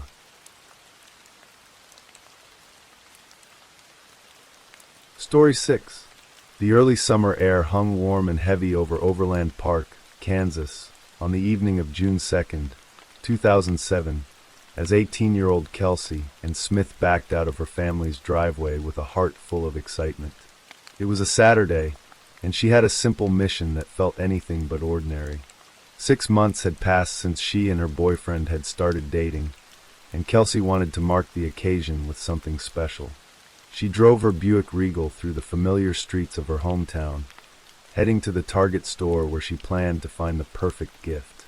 Kelsey was the kind of young woman who filled rooms with laughter and life, infectious personality, the way she could make anyone smile, and her surprising talent for belching louder than anyone at the dinner table after drinking a Coke, much to her mother Missy's mock horror. She was college-bound, her future bright and full of promise.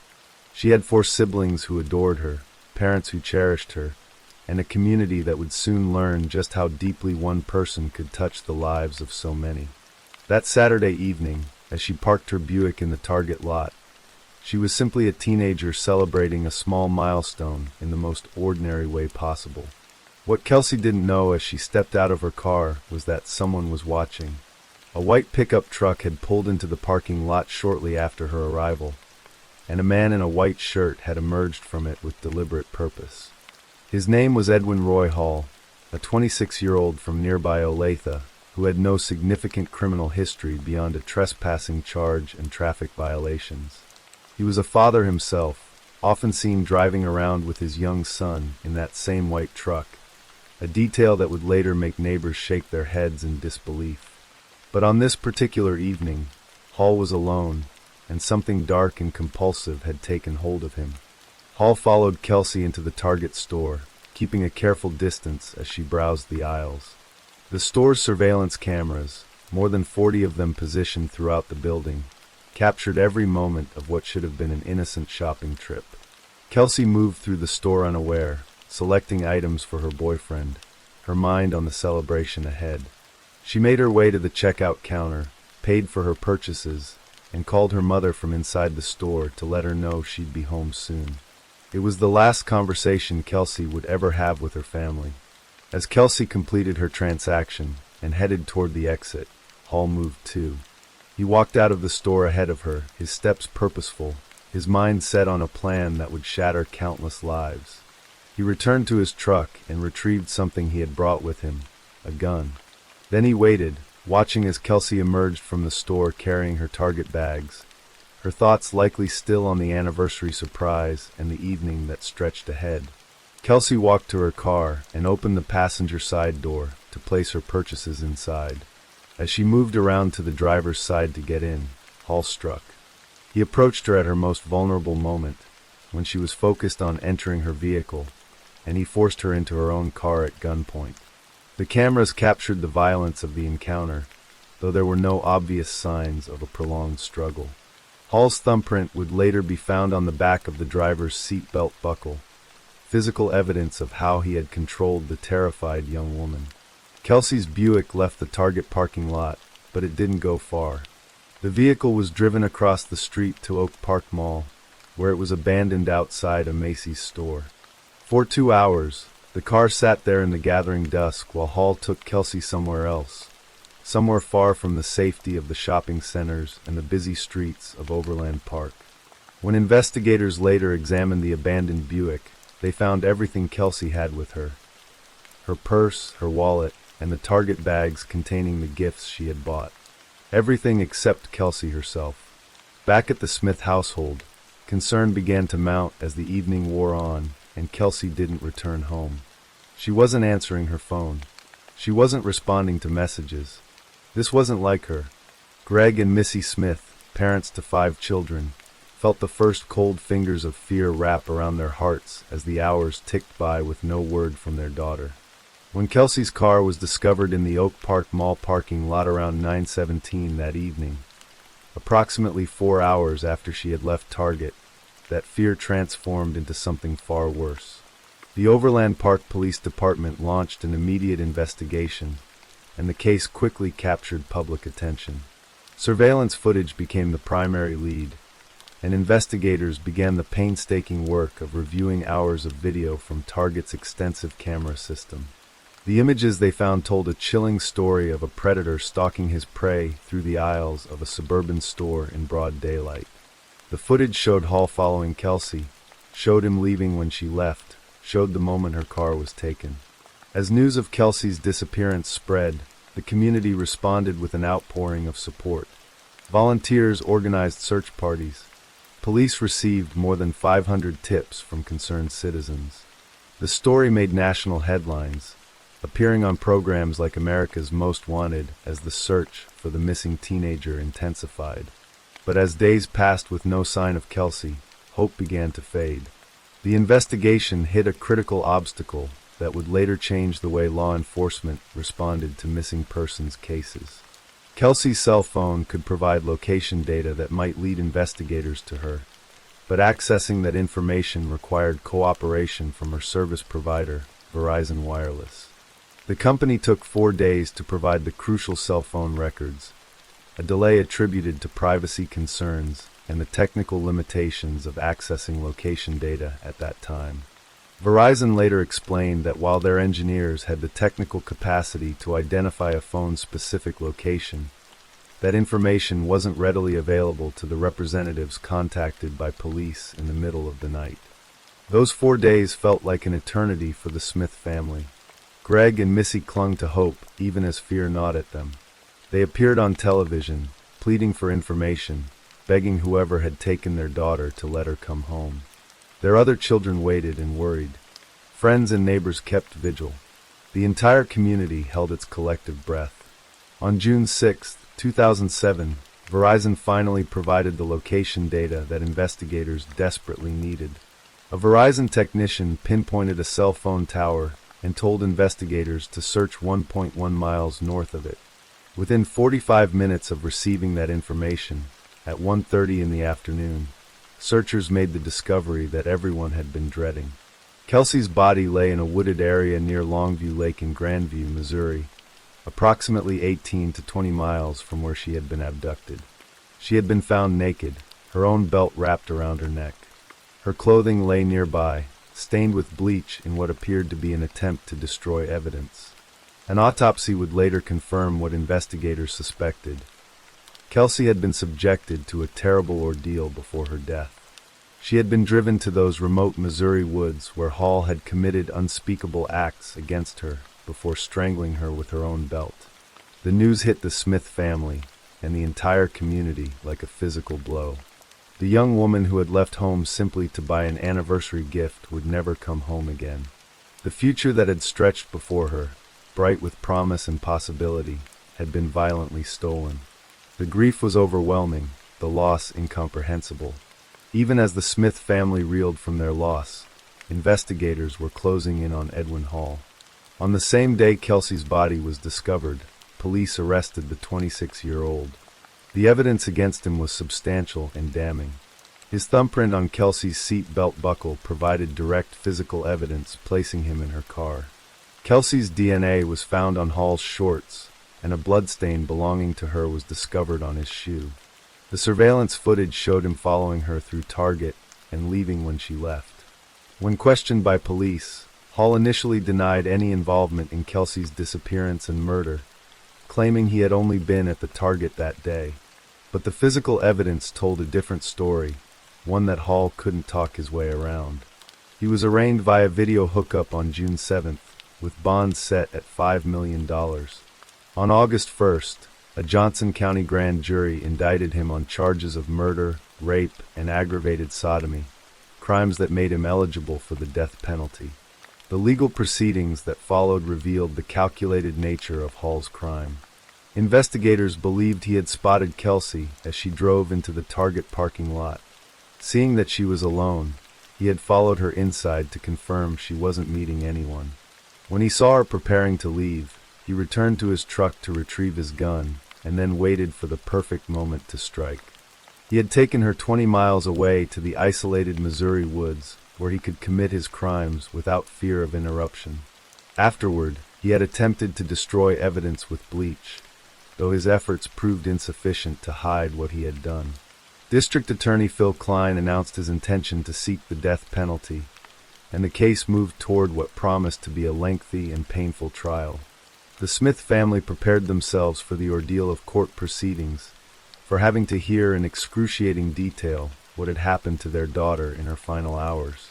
The entire community braced for a trial that would force everyone to confront the darkest aspects of human nature. On July 23, 2008, something unexpected happened. What was supposed to be a hearing about changing the trial venue turned into something else entirely. The courtroom was packed with Kelsey's family, friends, and reporters. All 4 of Kansas City's television network affiliates carried the proceedings live. And then Edwin Hall, 27 years old by this time, stood and pleaded guilty to all 4 charges: capital murder, aggravated kidnapping, rape, and aggravated sodomy. The plea agreement spared Hall from the death penalty, though he would never again know freedom. In exchange for his guilty plea, he would spend the rest of his life in prison without the possibility of parole. For the Smith family, the plea brought mixed emotions. There would be no trial, no need to endure months or years of legal proceedings. But there would also be no real answers to the questions that haunted them. Why had Hall chosen their daughter? What had driven him to commit such evil? At his sentencing hearing on September 16th, Hall offered words that felt inadequate in the face of what he had done. "I can't find the right words to say today," he said, his voice carrying to where the Smiths sat. "I am so sorry for what I have done. That's it. That's all I can say." Judge Peter V. Ruddick sentenced him to life in prison without parole, and Hall was taken to Lansing Correctional Facility in Lansing, Kansas, where he remains to this day.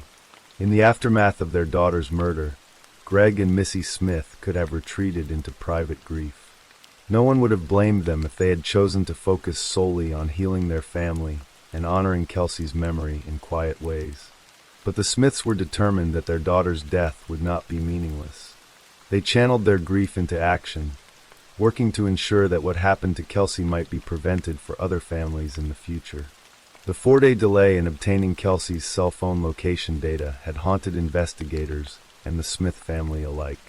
Those were 4 days during which Kelsey might have been found alive, for days that could have made all the difference. While her body was discovered within 45 minutes of authorities finally receiving the location information, she had been dead for days by that point. The Smiths became advocates for legislation that would change how quickly cell phone companies must provide location data to law enforcement in emergency situations. The result of their advocacy became known as the Kelsey Smith Act, legislation that requires cell phone carriers to provide location information to law enforcement officials in emergency situations involving risk of death or serious physical harm. The act includes provisions to protect consumer privacy, requiring that customers be notified within 30 days if their phone has been pinged to help locate a missing person.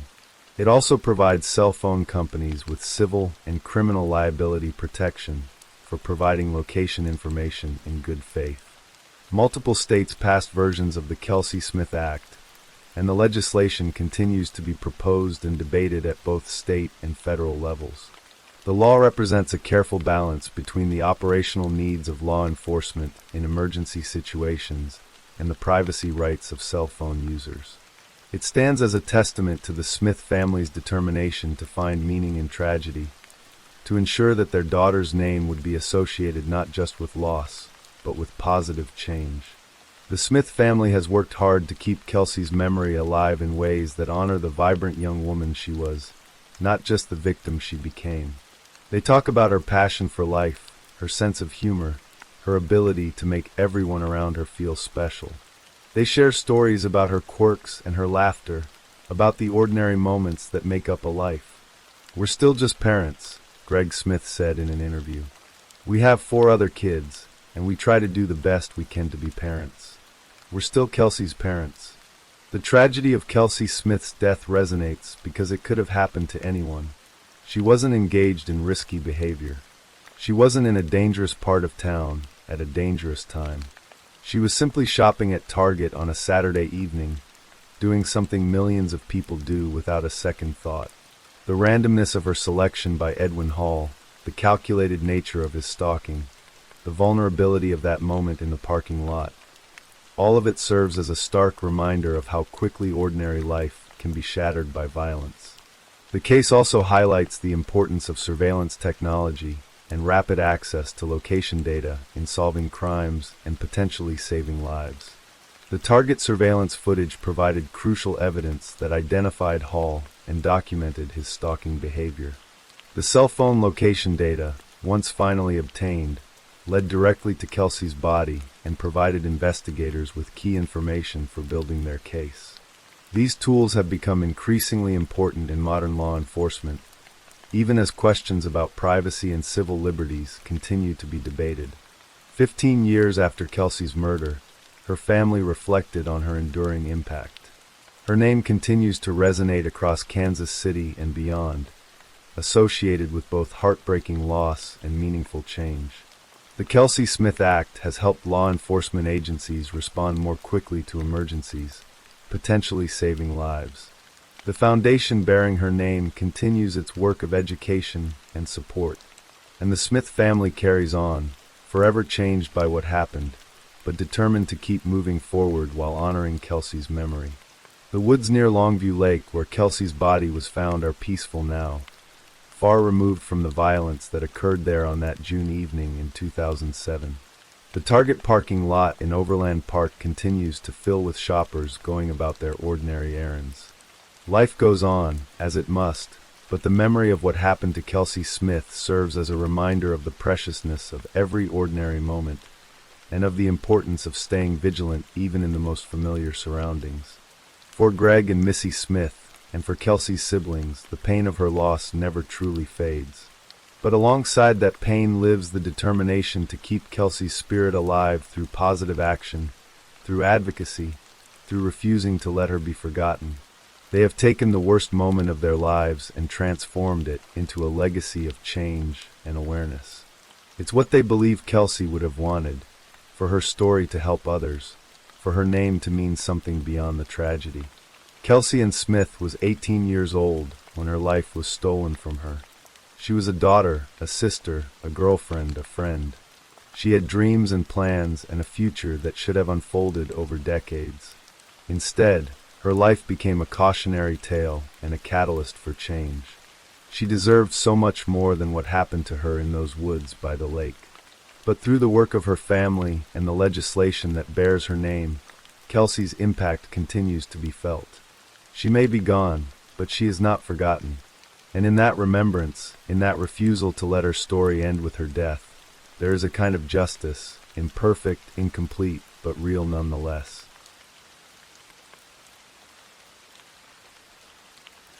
Story 7. The summer of 2011 in Macon, Georgia, carried the heavy scent of magnolias and the hum of cicadas, a familiar rhythm for a small city where life moved slowly under the weight of southern heat. On June 26th, Lauren Giddings, a 27-year-old law school graduate, was preparing for the next chapter of her life. Her apartment at the Barristers Hall complex, a red brick building just steps from Mercer University's law school, was a cozy space filled with books, running shoes, and the quiet ambition of a young woman on the cusp of her career. Lauren was striking, blonde, athletic, with a warm smile that put people at ease. She had graduated from Mercer's Walter F. George School of Law in May, passed the Georgia bar exam, and was planning to move back to her home state of Maryland to start a new job. That morning, she chatted with her boyfriend, David, over the phone, her voice bright with plans for the future. She mentioned running errands, maybe hitting the gym, her usual routine. But when David tried calling her later that day, the line went unanswered. By June 30th, when her friends hadn't heard from her, a creeping unease settled over them. Lauren wasn't the type to disappear. Caitlin Wheeler, Lauren's close friend and fellow law school graduate, lived in the same apartment complex. She stood outside Lauren's ground floor unit, knocking on the door, her heart pounding as silence greeted her. Caitlin's dark hair was pulled back, her face etched with worry. She called Lauren's sister, Katie, in Maryland, and together they contacted the Macon Police Department. Officers arrived at Barristers Hall, a place where law students lived in tight-knit community, their lives intertwined by late-night study sessions and shared dreams. The door to Lauren's apartment was locked, the windows secure, but something felt wrong. When police entered, they found an eerie stillness. Lauren's purse, keys, and cell phone were gone, but her laptop sat open on the desk, a half-finished email on the screen. Her running shoes, usually by the door, were missing. To the officers, it looked like she'd stepped out briefly, perhaps for a jog. But Caitlin knew better. She wouldn't just leave, she told Detective David Patterson, her voice trembling. Something's happened. The police launched a search, canvassing the neighborhood and questioning residents. Macon, with its population of 90,000, was a city where violent crime wasn't uncommon, but Barristers Hall felt like a safe haven, a bubble for ambitious young lawyers. Volunteers, including Lauren's classmates, fanned out across the city, posting flyers with her photo, a smiling young woman with bright eyes and a determined jaw. The local news, including WMAZ-TV, ran stories, and posts on social media platforms like X reflected growing concern. "Please help find Lauren Giddings," one user wrote, sharing her picture. "She's one of us." The community rallied, but the days dragged on with no sign of her. Lauren's parents, Bill and Karen Giddings, arrived from Maryland, their faces drawn with fear. Bill, a soft-spoken engineer, clutched a photo of Lauren from her graduation, while Karen, a nurse, tried to stay composed, her hands trembling as she spoke to reporters. "She's our baby," Karen said, her voice breaking. "We just want her home." Detective David Patterson, a veteran of the Macon Police Department with a reputation for tenacity, stood in Lauren's apartment on July 1st, his eyes scanning every detail. The place was tidy, almost too tidy, as if someone had been careful not to disturb it. Patterson, a broad-shouldered man with a calm demeanor, had seen enough missing persons cases to know they often hid darker truths. He interviewed neighbors, including Stephen McDaniel, a 25-year-old law school classmate who lived in the apartment next to Lauren's. Stephen was lanky, with pale skin and dark, intense eyes hidden behind glasses. He was quiet, awkward, but eager to help, joining search parties and speaking to reporters with a nervous sincerity. "She was my friend," he told WMAZ-TV, his voice cracking as he described Lauren's kindness. "I just want her to be okay." Patterson noted his demeanor, overly eager perhaps, but not unusual for a concerned neighbor. The breakthrough came on June 30th, when a maintenance worker at Barristers Hall found a gruesome clue in a dumpster behind the complex. A human torso, wrapped in plastic garbage bags. The discovery sent shockwaves through Macon. Patterson, called to the scene, felt his stomach churn as he peered into the dumpster, the stench of decay overwhelming in the Georgia heat. The torso was female, dismembered with surgical precision, the limbs and head missing. Forensic pathologist Dr. Amy Burroughs Beckham was summoned, her face grim as she examined the remains. "This wasn't random," she told Patterson, her voice steady. "Whoever did this took their time." DNA testing confirmed the worst. The torso belonged to Lauren Giddings. The news hit her family like a tidal wave. Karen collapsed, sobbing, while Bill stood frozen, his hands clenched into fists. Caitlin, who had been holding out hope, sat in her apartment, staring at the wall, unable to process the loss of her friend. The investigation shifted from a missing persons case to a homicide. Patterson and his partner, Detective Robert Williams, scoured the area for the rest of Lauren's remains, but the search yielded nothing. The dumpster, located just yards from her apartment, suggested the killer was close, someone who knew the complex, its routines, its blind spots. The police interviewed every resident, focusing on those closest to Lauren. Stephen McDaniel, as her next-door neighbor, was questioned again. He was cooperative, providing a detailed account of his movements, studying for the bar exam, attending a study group, searching for Lauren with friends. But something about him nagged at Patterson. His answers were too rehearsed, his emotions too performative. "He's hiding something," Patterson told Williams, his voice low. "I can feel it." The case took a chilling turn on July 2nd, when police searched Stephen McDaniel's apartment. The unit, adjacent to Lauren's, was cluttered with law books, empty soda cans, and a faint musty smell. In a closet, hidden behind a stack of clothes, detectives found a hacksaw with traces of blood and tissue later matched to Lauren. A search of his computer revealed a chilling detail. Stephen had used a master key, obtained from a maintenance worker, to enter Lauren's apartment multiple times in the weeks before her disappearance. Surveillance footage from a nearby camera showed him lurking outside her window at night, his figure a shadow in the grainy feed. Most damning was a memory stick, tucked in a drawer, containing videos of Lauren, some filmed without her knowledge through her window. The footage showed her exercising, studying, unaware of the eyes watching her. Patterson felt a chill run down his spine. He was obsessed, he told Williams, his voice tight with anger. Stephen was arrested on July 3, 2011, charged initially with burglary for stealing a condom from another neighbor's apartment, a minor charge to hold him while prosecutors built the murder case. Macon was stunned. Stephen, a Mercer Law student with a quiet demeanor, didn't fit the image of a killer. His parents, Mark and Janet McDaniel, were devastated, insisting their son was incapable of such a crime. "He's a good boy," Janet told reporters, her voice trembling. "He loved Lauren." But the evidence was mounting. Forensic analysis of Stephen's computer revealed searches for violent pornography and articles on dismemberment, dated weeks before Lauren's death. A luminol test in his bathroom showed traces of blood, though not enough to conclusively tie it to Lauren. The hacksaw, however, was undeniable, its blade bearing her DNA. Lauren Giddings had been a beacon of light in Macon. Born in 1984 in Tacoma Park, Maryland, she was the youngest of Bill and Karen's 3 daughters. She was athletic, running cross-country in high school, and fiercely intelligent, graduating with honors from Agnes Scott College before enrolling at Mercer. At law school, she was a star, serving as president of the Student Bar Association and earning a reputation for her warmth and dedication. She volunteered at a local legal aid clinic, helping low-income families, and dreamed of a career in public interest law. Her boyfriend, David, a law school classmate, described her as his anchor, the person who made him believe in a better world. "She was fearless," he said, his voice breaking during a memorial service. "She saw the good in everyone." Stephen McDaniel, by contrast, was an enigma. Born in 1986 in Lilburn, Georgia, he was a shy, studious boy who excelled academically but struggled socially. At Mercer, he was known as a loner, often seen studying alone in the library. Classmates described him as awkward, his attempts at humor falling flat.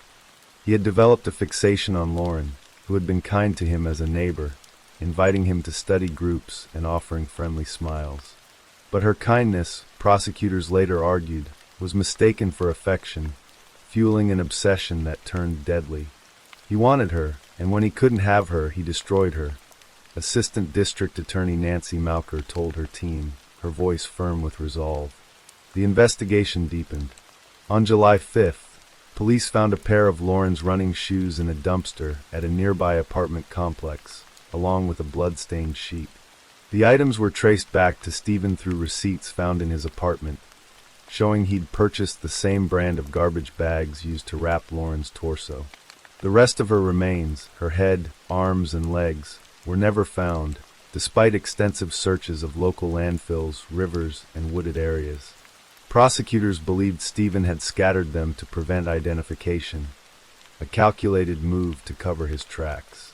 His confession, obtained after hours of interrogation, was partial and evasive.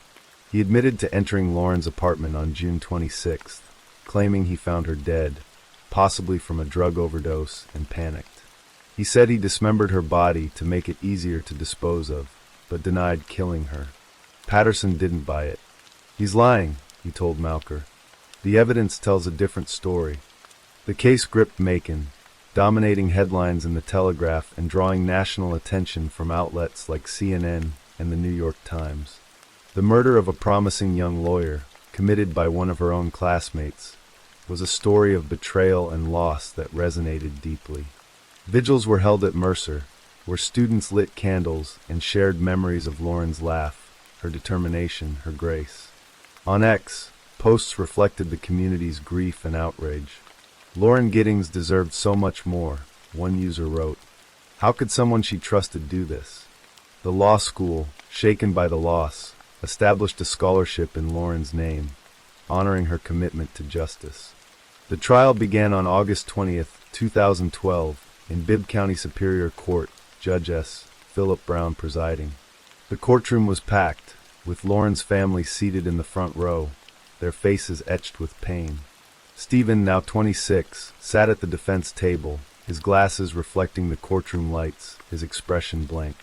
Prosecutor Nancy Malker presented a meticulous case, weaving together the physical evidence, the hacksaw, the blood traces, the surveillance footage, with Stephen's obsession, documented through his videos and computer searches. "This was not a panicked act," she told the jury, her voice steady. "This was planned, deliberate, and cruel." She described how Stephen likely entered Lauren's apartment in the early hours of June 26th, using the master key, and strangled her as she slept. The dismemberment, she argued, was his attempt to erase her, to reduce her to nothing. The defense, led by attorney Franklin Hogue, argued that Stephen was not a murderer, but a disturbed young man who made a terrible mistake. They claimed Lauren's death was accidental, possibly drug-related, and that Stephen's actions afterward were driven by fear, not malice. Hogue challenged the lack of direct evidence: no eyewitnesses, no murder weapon beyond the hacksaw, no conclusive proof of how Lauren died. But the jury, a mix of Macon residents, was swayed by the prosecution's narrative. The surveillance footage, showing Stephen's nocturnal prowling, was particularly damning, as were the videos on his memory stick, which painted a picture of a man consumed by unhealthy fixation. On August 27, 2012, after 2 days of deliberation, the jury found Stephen McDaniel guilty of murder. The courtroom was silent as Judge Brown sentenced him to life in prison without parole. Lauren's family wept, holding each other tightly, while Stephen showed no emotion, his eyes fixed on the floor. Karen Giddings, in her victim impact statement, spoke directly to him. "You took our daughter, our sister, our light," she said, her voice trembling but resolute. "You'll never take her memory."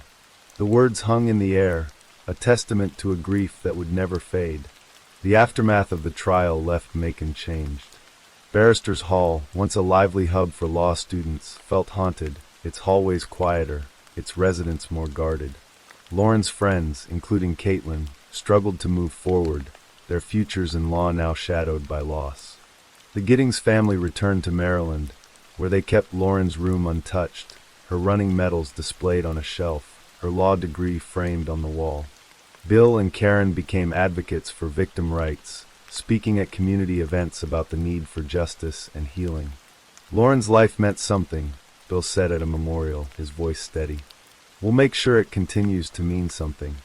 Stephen McDaniel, now 39, remains at Hancock State Prison, his appeals for a new trial denied. His parents, still grappling with their son's actions, visit him when they can, their faith tested by the weight of his crime. The case prompted changes at Mercer, with increased security at student housing and new protocols for reporting suspicious behavior. The community, though scarred, found ways to honor Lauren. A local running trail was named in her memory, a place where joggers could feel her spirit in the breeze.